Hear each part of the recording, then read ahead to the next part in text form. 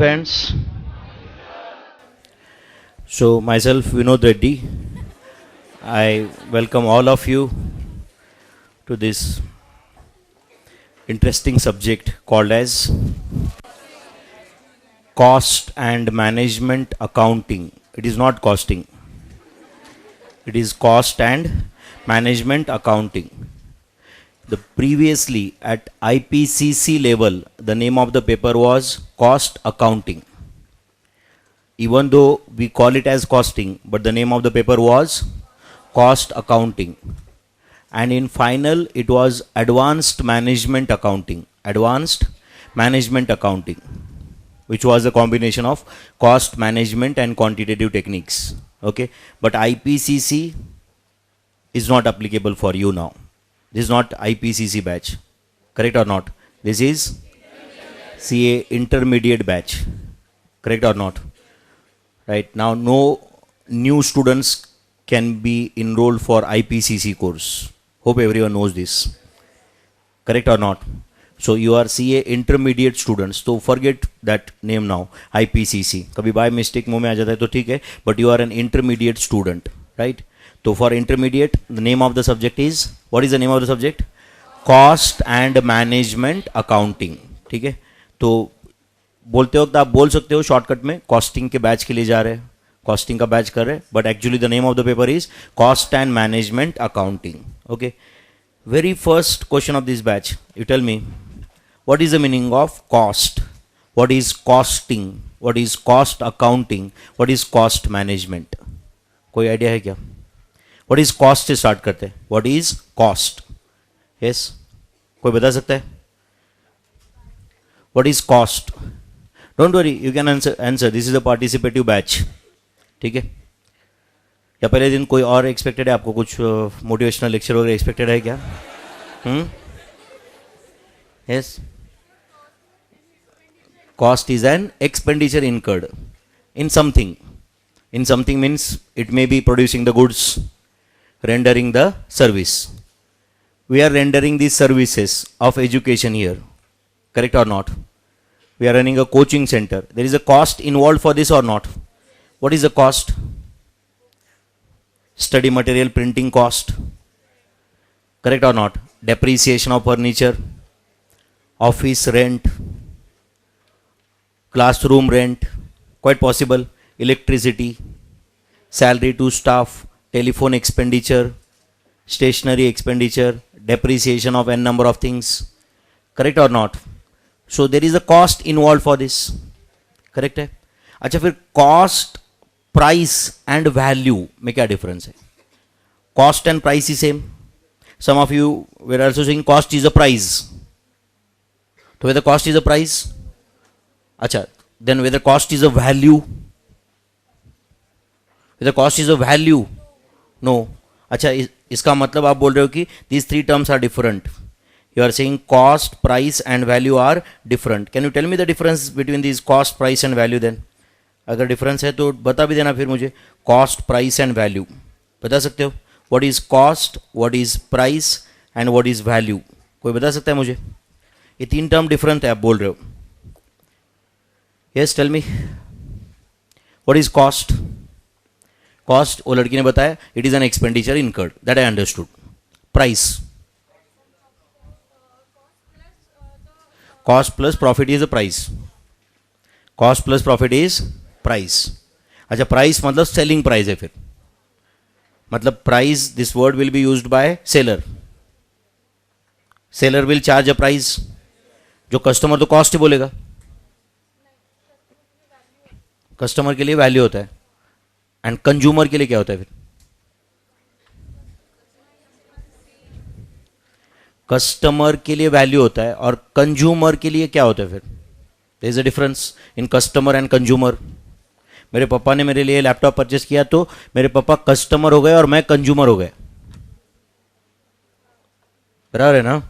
मेरी बेटी के लिए मैंने टॉयज परचेस किए तो मैं कस्टमर हुआ और मेरी बेटी कंज्यूमर हो गई, करेक्ट है ना?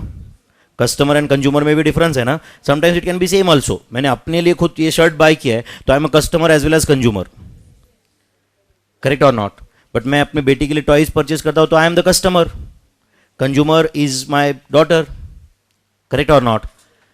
तो कस्टमर का एंगल अलग होता है, कंज्यूमर का एंगल अलग होता है.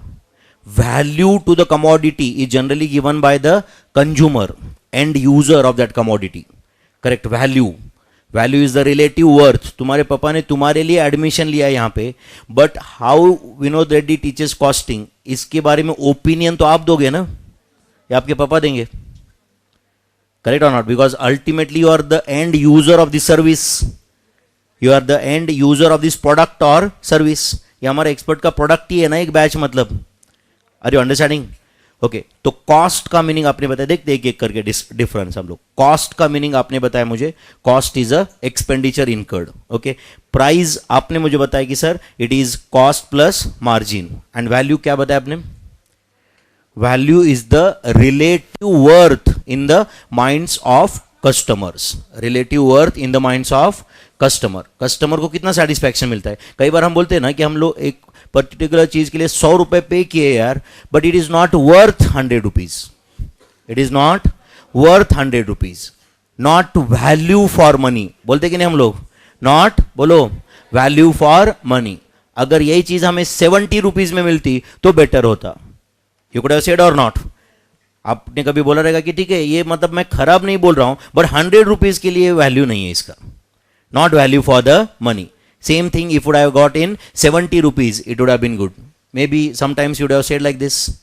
तो value is different. अगर एक एक सेंटेंस में डिफरेंस बताना है तो cost of the product or service is a fact, price is a policy, and value is an opinion.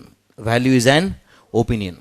Pricing policy होता है, करेक्ट है. cost is a fact. अभी हम इस बैच में प्राइसिंग डिसीजंस नहीं लेने वाले या वैल्यू के बारे में डिस्कशन नहीं करने वाले. We are going to discuss about cost, as the name of the subject is cost and management accounting, correct और not? Pricing policies is also one of the chapter, but that is at CA final level, not at intermediate level. Fine. तो we are going to discuss about cost. तो what is cost? Again coming back to the point, ये लड़की ने बताया cost is the, बोलो, expenditure incurred in producing the goods and oblique or in rendering the services. चलो एक simple example बताता हूं, और आप मुझे बताओ कि मैं जो बता रहा हूं ये आपने बताया हुआ डेफिनेशन के अंदर आता है क्या? आप समझ रहे हो मैं क्या बोल रहा हूं? आपने क्या बताया कॉस्ट का definition? Cost is the expenditure incurred, यही बताया ना? Expenditure incurred in producing the goods and oblique or in rendering the service. अब मैं आपको एक डेफिनेशन, आपको एक एग्जांपल बताता हूं, ये कॉस्ट है कि नहीं बताओ, एंड उसके साथ साथ में ये भी बताओ कि आपने जो डेफिनेशन बताया कॉस्ट का, ये उसके अंदर आता है क्या? ठीक है. 2004 में मैंने पढ़ाना चालू किया, उसके बाद में for 12-13 years, okay, I have not attended any functions of my family. Birthday attend नहीं किया किसी का, because of commitment in coaching. सुबह 6 बजे क्लास है तो ऑब्वियसली 6 बजे यहाँ पे, पहले तो 6 बजे क्लास हुआ करता था, अभी तो 7 बजे का ट्रेंड है, बराबर ना?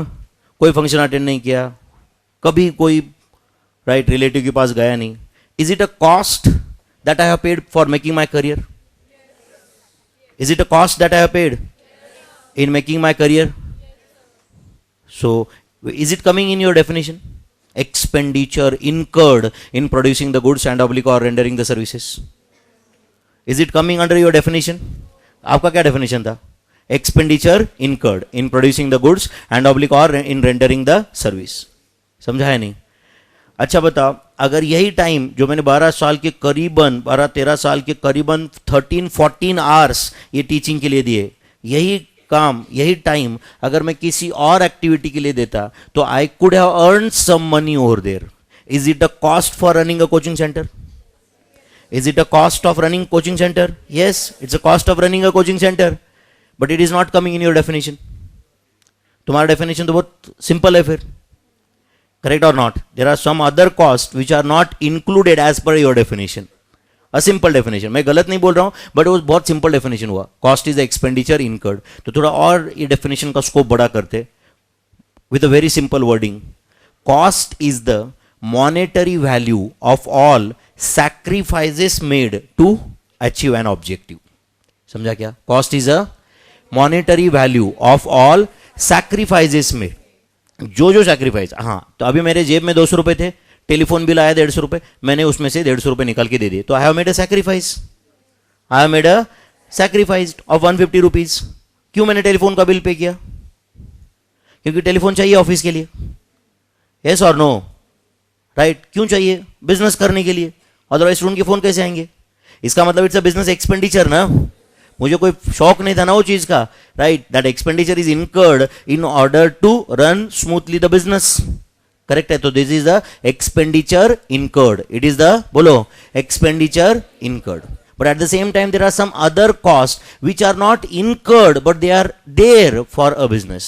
जैसे कि opportunity cost. जैसे कि opportunity cost. Opportunity cost never enters books of accounts. Never enters books accounts. But it is important for decision making.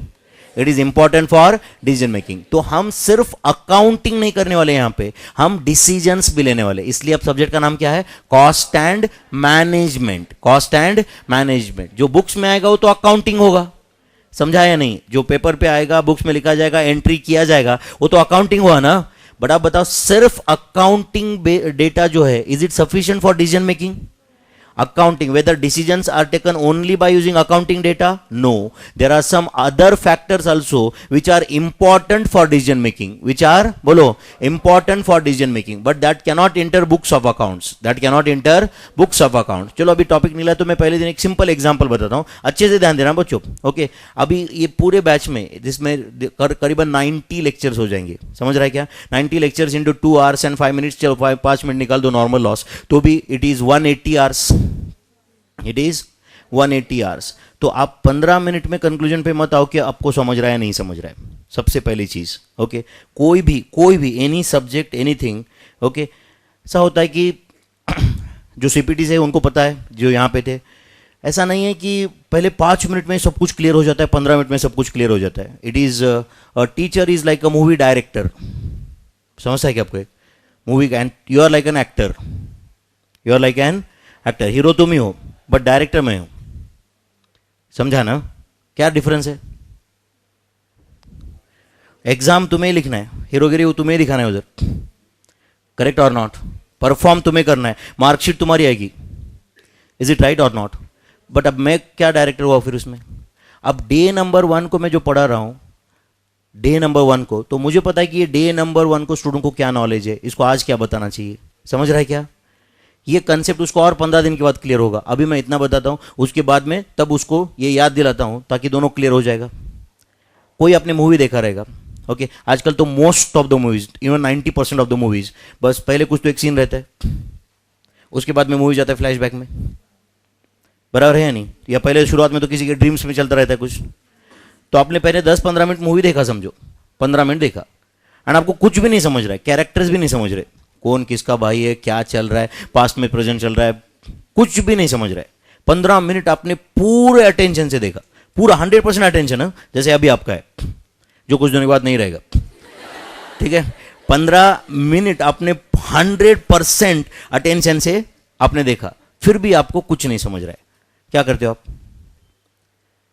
क्या करते हो बोलो ना? 15 मिनट से आप पूरा डिटेल, एक वर्ड आपने मिस नहीं किया, 100% अटेंशन, फिर भी कुछ नहीं समझ रहा है।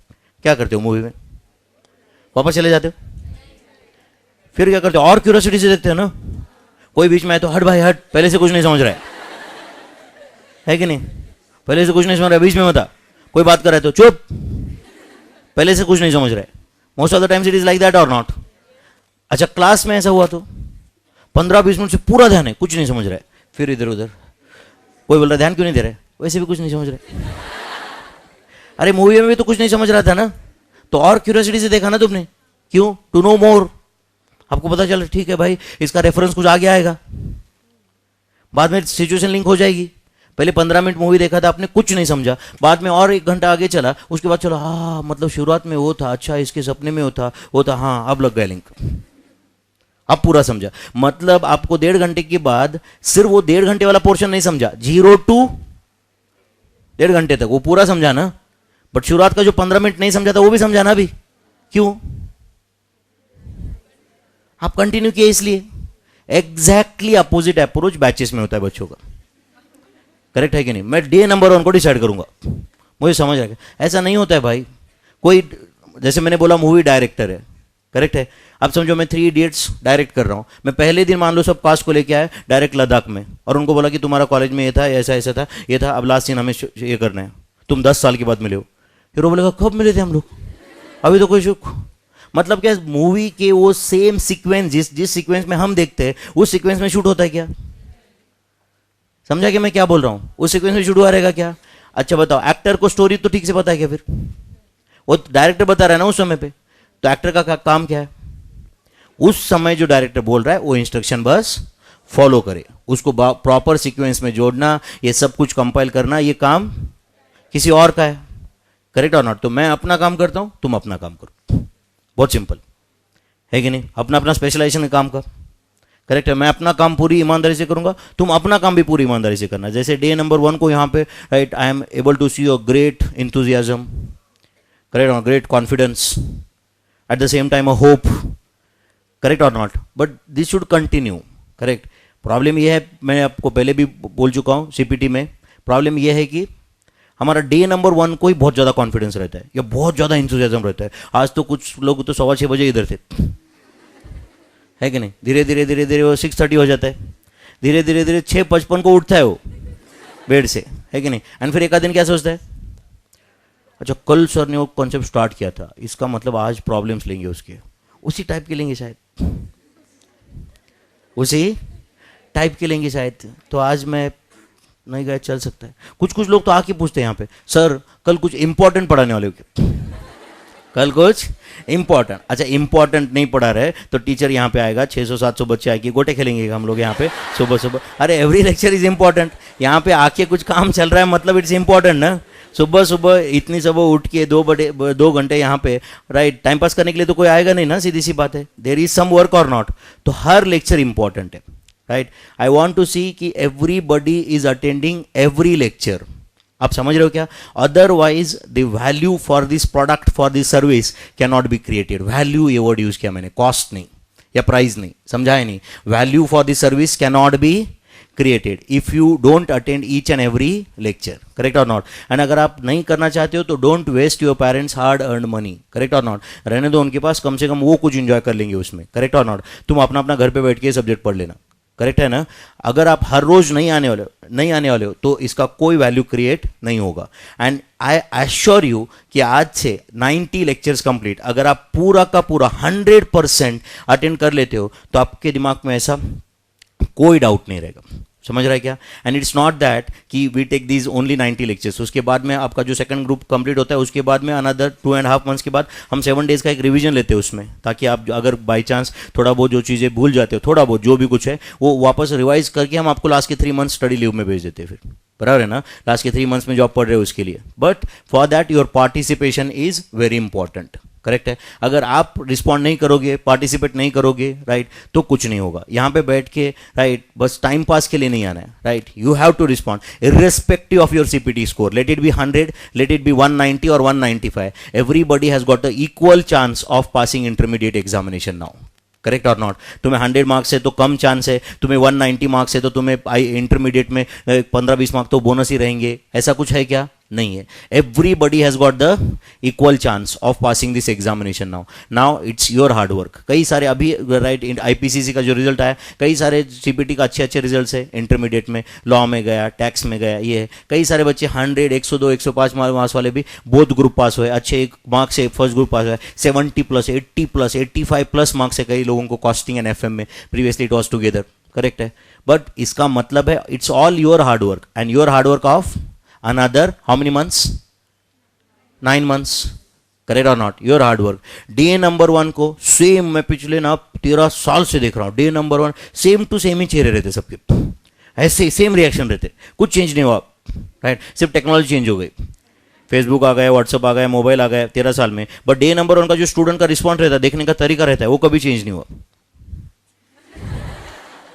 Full serious, right? एंड एक अंदर से यस करके दिखाना है मुझे कुछ, बस घर से तिलक लगा के माँ ने भेज दिया, जा बेटा, है कि नहीं? जा बेटी, बेटा आया आज तो जोश में, कल धीरे धीरे धीरे धीरे, तो ये ऐसे डे नंबर 1 को नहीं रखना है भाई। देखो तुम्हारा नवंबर 2000 कौन सा एग्जाम रहेगा, 18, उसके बाद में 3 साल के बाद डायरेक्ट फाइनल का एग्जाम रहेगा, समझ रहा है। सो दीज अनदर 9 मंथ्स, चलो पार्ट्स में डिवाइड करते हैं, अनदर 3.5 मंथ्स बोलता हूँ मैं अभी, जो अपना बैच चलने वाला है, right, can change your life, can change your life, can change your standard of living, can change the way in which you will think in the future, can change the people, the way in which people will look at you, right. ये आपका जिंदगी का turning point हो सकता है अगर आप अच्छे से करोगे तो। बहुत ज़्यादा इंटरेस्टिंग सिलेबस है eight intermediate level, right, 100 times right interesting than that of CPT, 100 times interesting I said, right, than that of what you have studied at CPT। But आपको राइट हर रोज आना पड़ेगा उसके लिए, ऐसे ये सिलेबस सीखना नहीं है, इसमें जीना है बस, राइट, मजा आएगा एकदम। एंड ये बुक देखो, मैं बुक जो दिया है वो ब्लैक एंड व्हाइट दिया है, तो आपने पढ़ पढ़ के इसको कलर करना है, समझ रहे हैं ना। मेरे पास उतने पैसे नहीं है कि मैं कलर बुक दे दूँ, ओके, बट इसको हमने अंडरलाइन करके, समझ रहा है ना, हाईलाइट कर करके, राइट, बाद में देखना कि कॉस्टिंग की मेरी कलर बुक है। डे नंबर 1 को कलर नहीं चाहिए, राइट, जब इसको पढ़ेंगे तब कलर होना चाहिए इसमें, आप समझ रहे हो ना। पहले दिन कलर करके तो वो भी तो आउटसोर्स हो गया ना, फिर दूसरे नहीं करके दिए, करेक्ट है ना। तो ये पढ़ पढ़ के ना जो नोटबुक, ये जो तुम्हारे नोट्स है ना, वो कलर होना चाहिए, okay. Before I come back to the syllabus again, मैं कुछ बैच के रिलेटेड इन्फॉर्मेशन बता देता हूँ आपको। What is the material to be collected, notebook कैसे मेंटेन करना है, all those things with your permission, is it there, yes, okay. तो आपको कॉस्टिंग के बारे में बात कर रहा हूँ मैं सिर्फ, ओके। तो एक नोट्स कलेक्ट करना है, देखो ये आपको नोट्स दिख रहा हूँ, इसमें करीबन 279 या 271 पेजेस है, ओके। तो ये नोट्स आपको कलेक्ट करना है, इसमें complete theory is there plus practical questions are there, question, समझ रहे हैं ना, इसमें आंसर्स कुछ भी नहीं है, फिर प्रैक्टिकल क्वेश्चंस के, तो ये इसमें सारे प्रैक्टिकल क्वेश्चंस मिलेंगे आपको, okay. Almost right all variety of questions from your ICAI study material is been already included in this booklet itself, okay। So you need not refer ICAI study material, it is not recommended also, okay। So these are your notes, theory plus practical। अच्छा, अब ये practical का answer कहाँ पे आएगा, हमारे notebook में आएगा ना। Plus I have given one folder with this, okay, जिन्होंने नोट्स कलेक्ट किया रहेगा उनके पास रहेगा। I have given one folder, इस फोल्डर में 105 प्रैक्टिकल क्वेश्चन है और 105 practical question are there in this folder, and ये भी हम पूरा इस क्लासरूम में पूरा सॉल्व करने वाले। आप समझ रहे हो क्या, hardly, right, sometimes I will give some home exercise, I know you are so busy, right और नॉट, एंड इसके बाद में होम एक्सरसाइज करना मतलब थोड़ा मुश्किल होगा ना तुम्हारे लिए, तो अकाउंट्स का भी होम एक्सरसाइज रह सकता है, maybe it is on every day for accounts home exercise, okay. तो वो रहेगा, considering that I will give the home exercise sometimes only, less frequently, okay, but I have not said कि I will not give the home exercise only, okay. I make you the home exercise, but sometimes rest everything will complete in the class, rest everything you will bring on our notebook like we did in CPT level, correct, everything will bring on our notebook, correct और not, हर चीज़ हम लिख के complete करेंगे, समझ रहा है ना। कोई चीज़ बस बात की है, ये हो गई, समझ गया, हाँ सर, यस सर, ओके, क्योंकि वो बाद में 3 महीने के बाद में वो यस सर काम में नहीं आता, 3 महीने के बाद में जो नोटबुक पे है वो काम में आता है रिवाइज करने के लिए, करेक्ट और नॉट। तो हर चीज़ हम नोटबुक पे लाएंगे। Are you understanding what I am saying, notebook पे, ओके। करीबन मेरे ख्याल से 200 पेजेस का नोटबुक अगर आपके पास है तो ये पूरे बैच में आपको 4 नोटबुक की जरूरत होगी, कॉस्टिंग की 4 नोटबुक्स कंप्लीट हो जाएंगे, right, for cost and management. मैं कॉस्टिंग बोलूंगा इसके बाद में, तो कॉस्टिंग के लिए 4 नोटबुक की जरूरत होगी, okay. In 2 minutes I will tell you how to maintain the notebooks, क्योंकि इसके पहले आप CPT में तो ऑब्जेक्टिव क्वेश्चन ही पढ़े, ओके। तो जैसे इसमें 105 क्वेश्चन है मैंने बोला आपको, एंड उसके बाद में आई हैव गिवन अबाउट 40 एक्सरसाइज, मतलब मैंने दिया यहाँ पे question for self practice 1, solution of 1, उसके बाद में question of for self practice 2, solution of 2, right. This ये कब स्टार्ट करना है, ये डे वाइज आपको कर सकता है। आप समझ रहे हो कि मैं क्या बोल रहा हूँ, उसमें एक क्वेश्चन है एंड दूसरे पेज पे क्या है, सॉल्यूशन है और अगला क्वेश्चन है, सॉल्यूशन है और अगले दिन के sometimes there are 2 questions also, समझ रहा है क्या। ये एक्सरसाइज आपको कंप्लीट करना है। Plus I have given these charts to you, okay, 5 charts है इसमें, आप समझ रहे हो, जिसमें हर चैप्टर का पूरा थियरी एंड फॉर्मूले, all those thing, everything is there, and this is already coloured, तो ये this you can put it somewhere in the room जहां पे भी आप पढ़ाई करते हो, and tomorrow onwards you need not bring this charts, okay. आप घर पे रखोगे तो कोई प्रॉब्लम नहीं है, बट ये दोनों चीजें आप क्लास में लेके आओगे, और इसके साथ साथ में क्या रहेगा, और नोटबुक चाहिए। ओके, एक नोटबुक 200 पेजेस का बड़ा नोटबुक, फुल स्केप नोटबुक चाहिए, प्लस कैलकुलेटर पेन हो तो आपको पता है ही। ओके, कैलकुलेटर हर रोज क्लास को लाना है, ठीक है। ये दोनों, ये folder plus this main booklet you should carry on every day. Okay, अब 2 मिनट के लिए समझो कि ये तुम्हारे प्रिंटेड नोट्स है। ओके, ये तुम्हारे प्रिंटेड नोट्स है। ओके, इसमें कुछ क्वेश्चंस रहेंगे ना फिर। लेट्स से प्रिंटेड नोट्स में लेट्स से पहला चैप्टर चल रहा है मटेरियल्स। ओके, ऐसे समझो, पहला प्रैक्टिकल चैप्टर है लेट्स से मटेरियल्स, उसमें question number 1, question number 2, question number 3 printed रहेगा ना इधर। आप समझ रहे हो क्या बच्चों? मटेरियल्स, एंड समझो ये जो तुम्हारे क्लास प्रिंटेड नोट्स है उसका लेट्स से पेज नंबर 18 है। क्या पेज नंबर है? 18। आपके नोट्स में देख सकते हो, पेज नंबर तो दिया है उधर, पेज नंबर 18 है। And let's say this is your notebook, this is your notebook. Okay, and समझो ये नोटबुक में अब तुम पेज नंबर 6 पे हो, समझो पेज नंबर 6 पे हो, ऐसे समझो आप समझ रहे हो क्या बच्चों? अब समझो मैं एक दिन आपको बोलूंगा कि चलो please read question number 2 of material, question number 2 of material, तो आप तुरंत क्या करोगे उस वक्त? Before you read the question, कोई ये पेज, ये तुम्हारे नोट से इसमें क्वेश्चन नंबर 2 है कि नहीं, वहां पे लिखोगे पेज 6। समझा क्या मैं क्या बोल रहा हूं? वहां पे क्या लिखोगे? पेज 6। एंड यहां पे आप क्वेश्चन नंबर 2 का आंसर स्टार्ट करोगे ना, फिर यहां पे लिखोगे पेज 18। समझा कि मैं क्या बोला आपको? यहां पे क्या लिखोगे? पेज 18। समझा कि रेफरेंस कैसे होगा फिर? मतलब आप कल जाके आपने प्रिंटेड नोट्स ओपन किए, क्वेश्चन नंबर 2, इसका आंसर कहां रहेगा? उधर क्या लिखा है? पेज 6। तो नोटबुक के पेज नंबर 6 पे है। मान लो कोई आंसर आपने डायरेक्टली देखा नोटबुक में, अरे अरे कौन से क्वेश्चन का आंसर है, वो कहां पे रहेगा क्वेश्चन? हाँ बोलो, वो क्वेश्चन कहां पे? पेज 18 पे। समझा कि मैं क्या बोल रहा हूं? You have to follow this in for every subject. Are you understanding? जब आपका एक नोटबुक, समझो एक नोटबुक आपका 200 पेजेस का है, 1 2 3 4 ऐसे पेज नंबर दोगे ना आप, उसके बाद जब सेकंड नोटबुक आएगा ना तो उसमें वापस पेज नंबर 1 मत देना, पेज नंबर 201 देना उसमें। समझा कि मैं क्या बोल रहा हूं? 201, 202, 203 ऐसे ही कंटिन्यू करना। तीसरा नोटबुक में वापस फिर 401, 402 ऐसे करना। समझ रहे हैं कि इसका पर्पस क्या होगा? क्योंकि आपने एक नोटबुक में पेज नंबर 3 रखा तो फिर आपके पास पेज नंबर 3 भी 3 है ना नोटबुक के लिए, 3 नोटबुक के, 4 नोटबुक के, करेक्ट और नॉट? तो पेज नंबर वैसे ही कंटिन्यू करना। मैंने यहाँ पे जो आपका ये जो नोट्स है, ओके, इसमें 270 और कुछ पेज ऐड होने वाले एक चैप्टर के लिए, एंड उसके बाद में ये जो एडिशनल नोट्स मैंने दिए उसमें पेज नंबर 279 से ही स्टार्ट किया मैंने। देखो इसमें पेज नंबर 1 नहीं लिखा। समझा क्या मतलब? ये फोल्डर का क्वेश्चन आप सॉल्व कर रहे हैं तो भी तुम्हारे नोटबुक में पेज नंबर मैच होगा, क्योंकि 279 इस बुक में है ही नहीं। समझा कि मैं क्या बोल रहा हूँ? 279 तो फोल्डर में ही है ना सिर्फ। तो अगर आप नोटबुक पे समझो क्वेश्चन नंबर 6 सॉल्व कर रहे हो तो पेज आपने लिख दिया पेज नंबर 279, तो क्या रेफर करना है साथ साथ में समझ रहे हैं ना फिर आपको।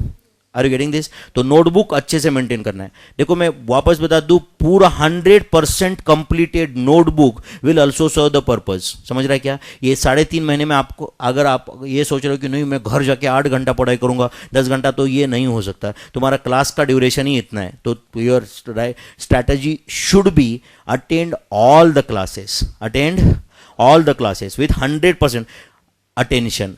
क्लास बंक करना तो दूर, क्लास बंक करने का ख्याल भी दिमाग में नहीं आना चाहिए।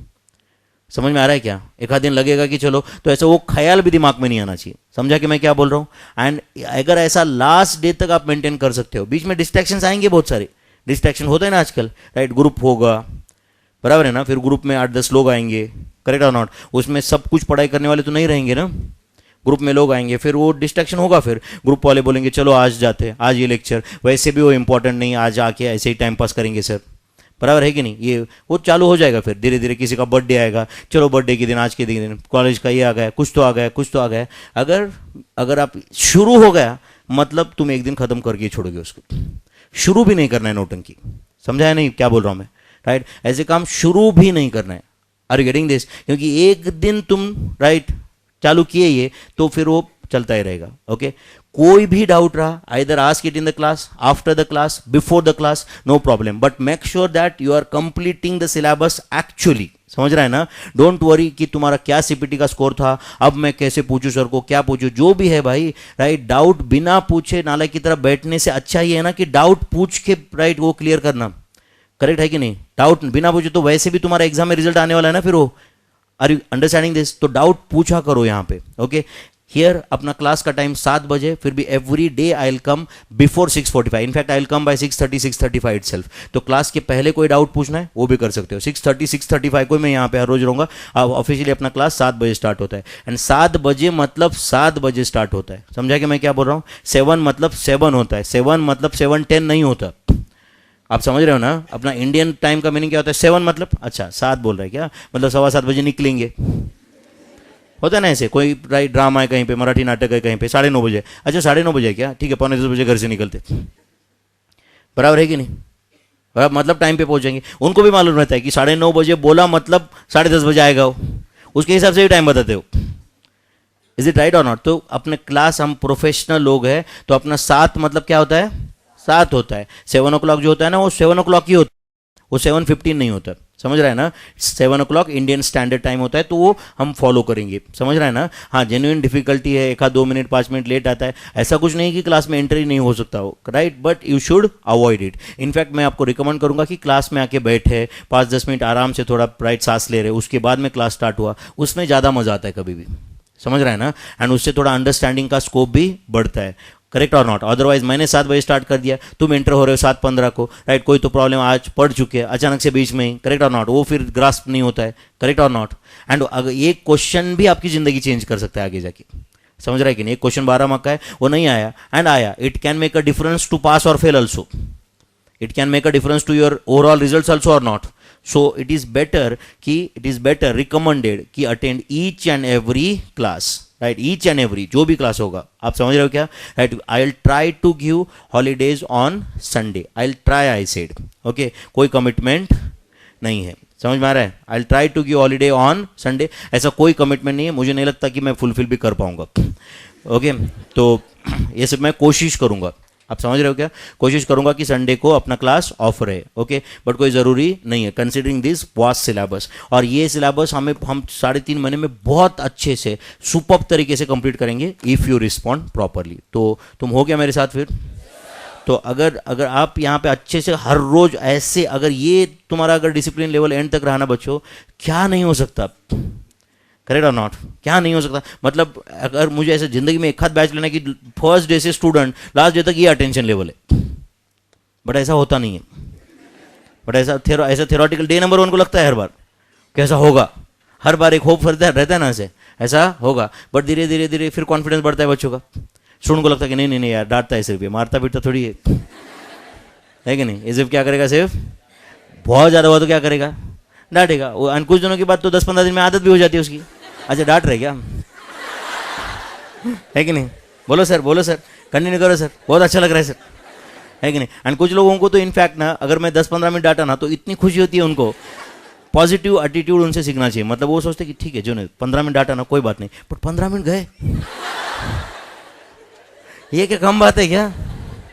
बराबर है कि नहीं? 15 मिनट डाटा थोड़ा बुरा लगा होगा वो अलग बात है, बट पॉजिटिव साइड इज 8:30 बजे थे, 8:45 बज गए ना अभी, 15 मिनट गए। अदरवाइज 15 मिनट इतने फास्ट थोड़ी जाते प्रॉब्लम के थ्रू, है कि नहीं? डांटते हो कैसे फटाक से 15 मिनट चले जाता है ना, वही तो पॉजिटिव साइड है ना। तो ऐसे काम मत करो फिर, राइट। बट क्लास में जो भी है आपको टाइमली मोटिवेशन भी मिलेगा, right, if you need motivation in between, correct है, जरूरी होगा। तो क्लास में हम डिसिप्लिन फॉलो करेंगे यहाँ पे, समझ रहा है क्या? जो क्लास हम लाइवली रखेंगे, कोई बोर नहीं होगा, इतना इंश्योर करेंगे, but at the same time it should not result in a cheapness also. समझ रहा है क्या? हमें कोर्स कंप्लीट करना है, वो कोर्स कंप्लीट करने के लिए थोड़ा बहुत ह्यूमर बीच में चाहिए, उतना ऐड करेंगे हम लोग सिर्फ, करेक्ट है ना? ह्यूमर के बीच बीच में पढ़ाना नहीं है, पढ़ाने के बीच बीच में ह्यूमर चाहिए। आप समझ रहे हो ना? तो उतना आप ध्यान रखना, बस हर रोज क्लास को आना है। Is it possible? हर रोज एंड टाइम पे आओगे क्लास को? एक क्लास का 1 मंथ होने के बाद में what generally we do is, okay, generally we do is, right, 6:45 से 7, क्योंकि तब तक कंसिडरेबल सिलेबस हो जाएगा ना रिवीजन के लिए, तो 6:45 to 7 हम रिवीजन कर सकते हैं अभी तक का cumulative revision, and 7 o'clock actual class can be started, 7 o'clock actual class can be started, okay. But 6:45 to 7 really अगर कोई मिस करता है तो ऐसा कुछ उसका छूट नहीं रहा है, बस रिवीजन पढ़ाया हो तो, and actual class can start at 7 o'clock। So even that 15 minutes हम थोड़ा सा और अच्छे से यूटिलाइज कर सकते हैं फिर, करेक्ट और not? Are you understanding this? One more thing we have started from last 2 months is, okay, हम हमारे पास और एक सर FM के टीचर है, प्रशांत साडा सर, राइट, जो CPT में यहाँ पे थे, उनको पता है। तो हम every Friday, 6:15 to 7 in the morning. 6:15 to 7 in the morning. We are conducting sessions on various topics. Like last time topic was Harshad Mehta scam, right? India shining या Make in India. Last time का topic था. उसके पहले stock market का analysis. उसके पहले mutual funds का एक topic था. Just this is your syllabus. At the same time, it is your right extra knowledge. ठीक है, सिलेबस में डायरेक्ट रेफरेंस नहीं होगा, बट डेफिनेटली कॉमर्स स्टूडेंट के लिए आउट ऑफ सिलेबस है तो नहीं बोल सकते ये. तो we conduct the session 6:15 to 7, 6:15 to 7, but that is completely optional. That is completely optional. आपको अगर नॉलेज लेना रहा तो यू कैन कम डाउन, नहीं है तो आप 7 बजे मैं क्लास स्टार्ट कर दूंगा बराबर. ठीक है, तो इसके इमीडिएटली कॉस्टिंग के बाद में एफएम का बैच स्टार्ट होगा. कॉस्टिंग का बैच अभी 1 फेब से कब तक चलेगा? 15 मई तक चलेगा. 16 मई को सेम टाइम पे एफएम स्टार्ट हो जाएगा, तो उसमें भी वो कंटिन्यू होगा. So that Friday lectures will continue right for ever, for the year, completely round the year right. वो कंटिन्यू रहेगा हर फ्राइडे को 6:15 to 7. एंड हमने टाइम भी ऐसा रखा है उसका कि जिसको सही में इंटरेस्ट है वही आएगा. सिर्फ टाइम पास करने आके यहाँ पे बैठेगा नहीं. ऑब्वियसली 6:15 को टाइम पास करने कोई आएगा नहीं यहाँ पे, बराबर है ना. तो 6:15 to 7 every Friday that lecture will be conducted over year. अगर आप कल से, अभी कल ही फ्राइडे है ना, फिर तो अगर कल से ये रहेगा, एक वीक भी इसमें ब्रेक नहीं होगा. कल से 6:15 to 7 बजे क्लास स्टार्ट हो जाएगा अपना. समझ में आ रहा है कि आपको ये?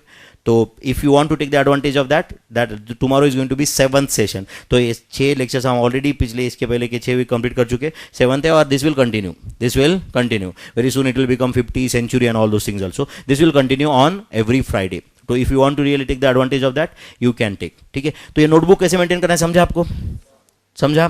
तो नोटबुक पे आज एक नोटबुक बना के रखो, नाम लिखो उसके ऊपर, मोबाइल नंबर लिखो. कई बार यहाँ पे नोटबुक आता है बहुत अच्छे से लिखा हुआ नोटबुक, पर उस पर नाम ही नहीं है. पता नहीं स्टूडेंट को क्या शर्म आती है खुद का नाम रखने के लिए या खुद का नाम लिखने के लिए वहाँ पे, राइट. तो खुद का नाम लिखो, मोबाइल नंबर लिखो वहाँ पे. खुद का मोबाइल नंबर थोड़ा सीक्रेट रखना है तो मम्मी पापा का रखो, कि जो भी है किसी का नंबर लिखो, लेकिन जिससे तुम्हें कांटेक्ट हो सकता है. कुछ लोगों का रहेगा ना कि नहीं नहीं नहीं मेरा मोबाइल नंबर मतलब सीक्रेट है, वो सिर्फ बड़े बड़े स्टार को ही मिलता है, करेक्ट. तो आप एक काम करो, कोई कॉन्टैक्ट नंबर, कोई landline number, any contact email कुछ तो लिखो उसके ऊपर, ताकि आपको नोटबुक वो वापस दिया जा सकता है. ठीक है, तो आपके प्रिंटेड नोट्स पे आज अगर मिले तो आप नाम लिखो, मोबाइल नंबर लिखो, फोल्डर पे नाम लिखो, चार्ट्स पे भी लिख दो. ये सब कुछ समझ में आ रहा है क्या? ताकि अगर मिल गया यहाँ पे तो वापस दिया जा सकता है. क्लास खत्म होने के बाद ये सब कुछ लेके जाना है, calculator, wallet and all those thing. यहाँ पे रखो मत. And one important right this instruction day number 1 right, मैं बता दूँ, बाद में मत बोलना कि बताया नहीं था. ये चॉकलेट्स, वेफर्स अगर खा रहे हो यहाँ पे नो प्रॉब्लम, बट अगर रैपर कहीं पे इधर उधर दिखा, सामने वाले बेंच में इधर ऐसे घुसा दिया, इधर से ये कर दिया, रैपर दिखा तो देखो मैं उस रैपर के अंदर ही तुम्हें डाल दूंगा. समझ रहे हैं? और खिड़की से बाहर फेंक दूंगा फिर वो. समझ रहे हैं ना? तो रैपर इधर उधर नहीं करना है. आप समझ रहे हो क्या? ये पूरा, क्योंकि यहाँ पे दिन भर क्लास होता है. समझ रहे हो क्या मैं क्या बोल रहा हूँ? तुम सुबह 7 बजे भले बैठे यहाँ पे रात को 9 बजे तक क्लास होता है.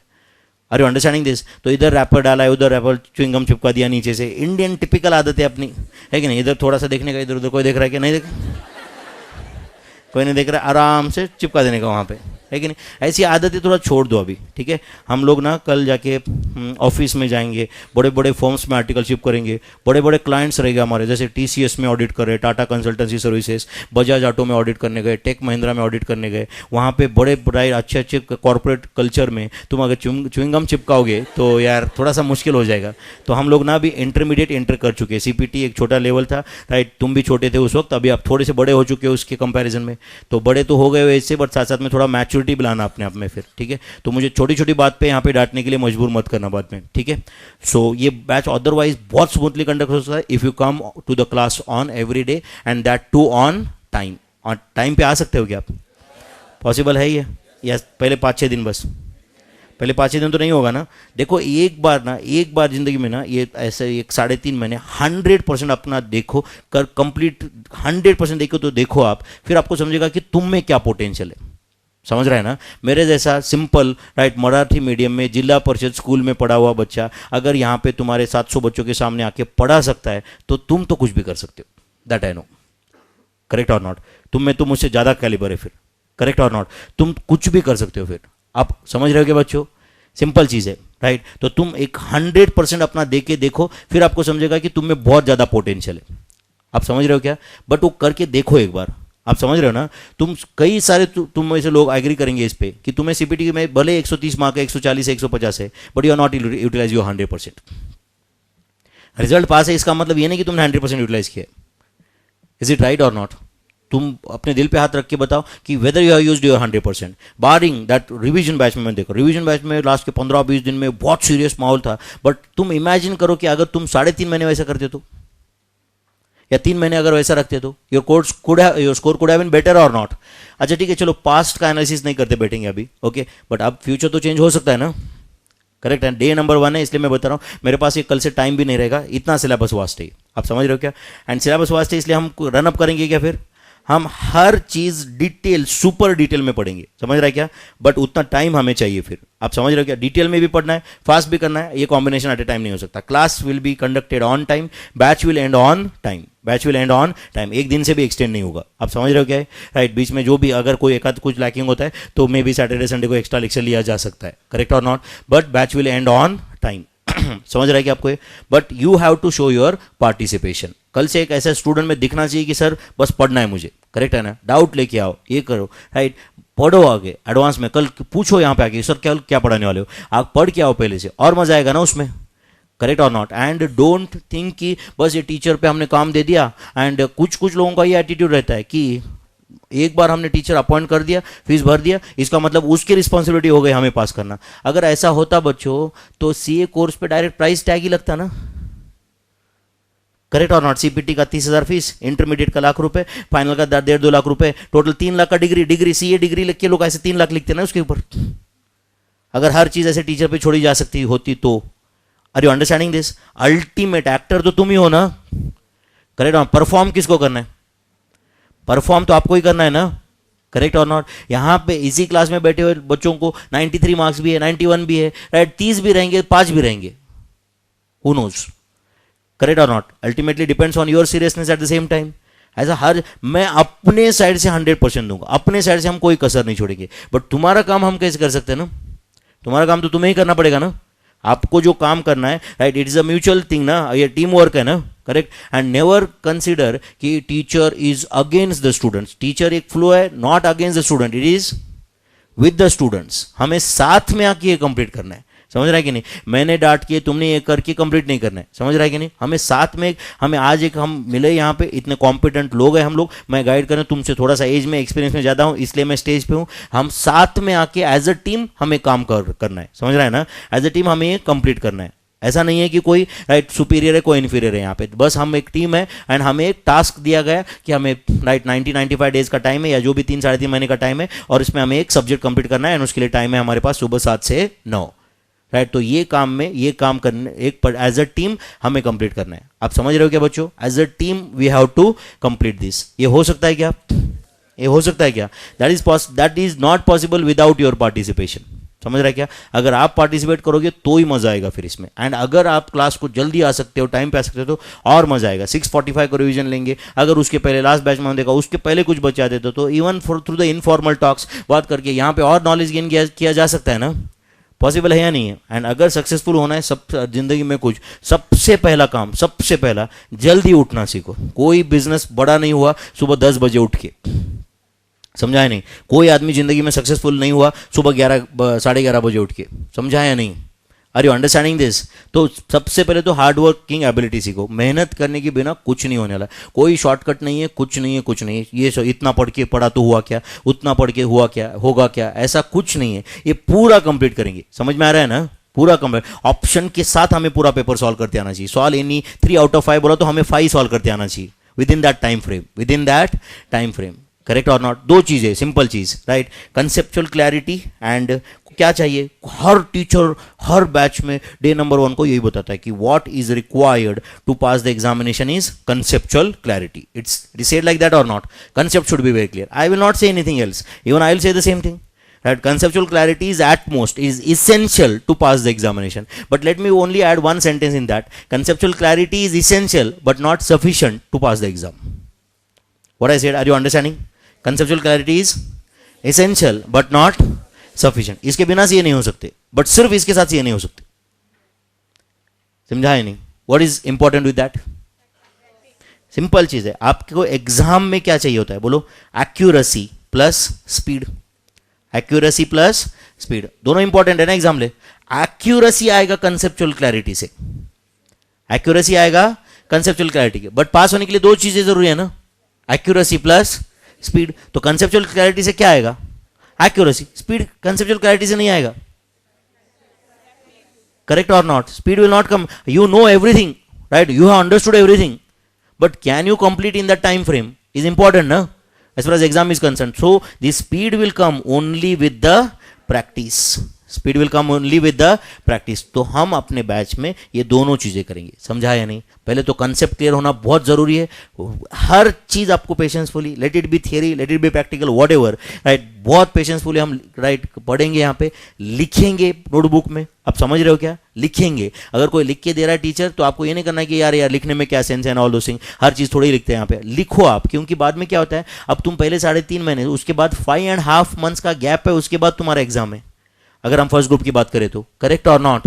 तो टेक्निकली आज जो मैं पढ़ाऊंगा, इसका एग्जाम तो आपको 9 महीने के बाद देना है ना, यस और नो? तो वो तब तक याद रखने के लिए भी कुछ हमारे पास ट्रिक्स होना चाहिए ना, फिर होना चाहिए या नहीं? उसके लिए राइट हमारा नोटबुक बहुत अच्छे से कंप्लीट होना जरूरी है। Don't rely on the xerox copies of others. कभी एक बार अपना नोटबुक कंप्लीट करके देखो। कभी ऐसा करो कि अपना नोटबुक लोग मांग के बोलेंगे कि अरे यार मुझे जेरॉक्स करके लेना है, या मुझे उसका फोटो कॉपी करना है, मुझे राइट तेरे नोट्स दे दे। कभी अपना नोटबुक कंप्लीट करके देखो अच्छे से। समझ रहा है क्या? मैं डेकोरेटिव नोटबुक नहीं बोल रहा हूँ, प्रेजेंटेड। प्रेजेंटेशन अलग होता है, डेकोरेशन अलग होता है। डेकोरेशन एक्सपेक्टेड नहीं है सीए के कोई भी लेवल पे। डेकोरेशन मतलब समझता है ना, उसको कलर दे दिया, रंगोली निकाला बाजू में, ये एक्सपेक्टेड नहीं है।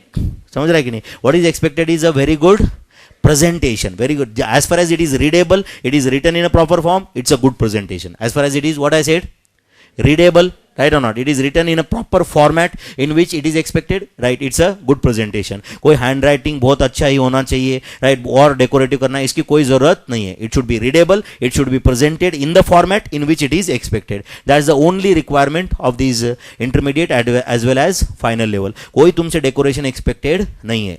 Are you understanding my friends? तो आज सब लोग फिर आप मुझे बोल रहे हो कि सर हम हर रोज क्लास को आएंगे, टाइम पे क्लास पे आएंगे, पूरा नोटबुक कंप्लीट रखेंगे, राइट, नोटबुक, पेन, जो भी स्केल, कैलकुलेटर हर रोज लेके आने का है. आप समझ रहे हो क्या? आज नोट्स नहीं लेके आए, कल ये नहीं आए, उसके साथ ही गए, इसके साथ ही गए, ये काम बंद करना है अपने को. समझ रहा है ना? And with a very right sincerity, right, we have to complete this batch. समझ रहा है? सीरियसनेस ये वर्ड यूज नहीं किया मैंने. क्या बोला?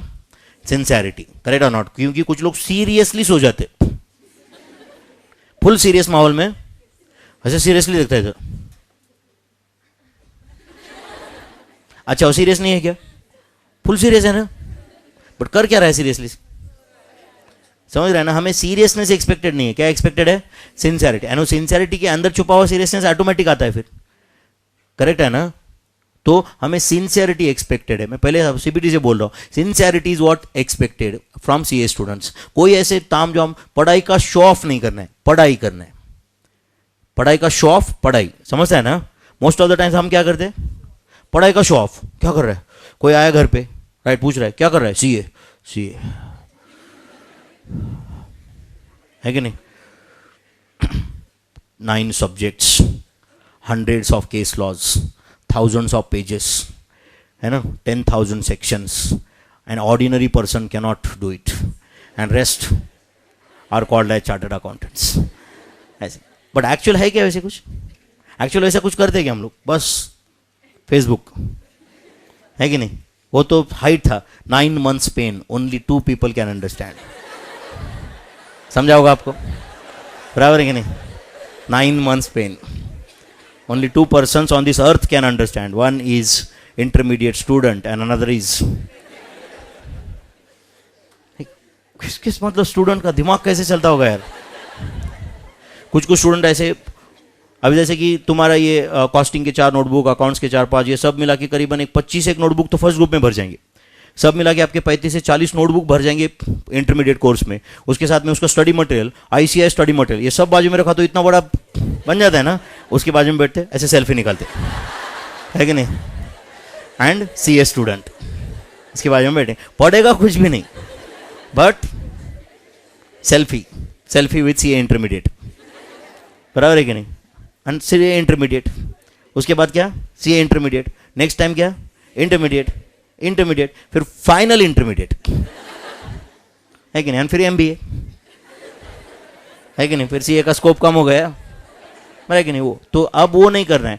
एंड देखो, मैं आपको ऑनेस्टली बता दूं, ऑनेस्टली, ओके, सीपीटी का रिजल्ट वाज मोर देन 35%. तो तुम सीपीटी पास नहीं हुए, तुम राइट इंटरमीडिएट में आए नहीं हो, तुम इंटरमीडिएट में लाए गए हो.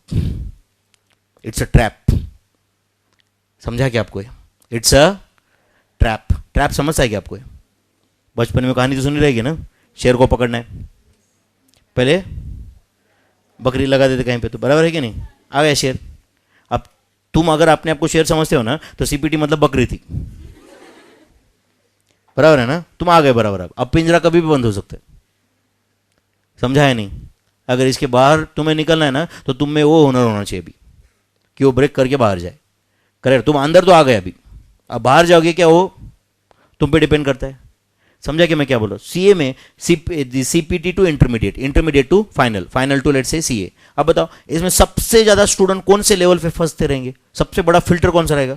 आपको लगता है कि सीपीटी में 6 अटेम्प्ट दिए हो ही नहीं रहा यार, तब तक तो ऐसे भी बीकॉम हो जाता है, बराबर है ना. सीपीटी में ऐसा होना चांस कम है. अच्छा, ऐसे कितने स्टूडेंट्स मिलेंगे आपको इंटरमीडिएट पास हो चुके हैं बट फाइनल बहुत लटके यार, मिलेंगे आपको, बट रिलेटिवली कम मिलेंगे. बट सबसे बड़ा क्राउड कौन सा मिलेगा आपको?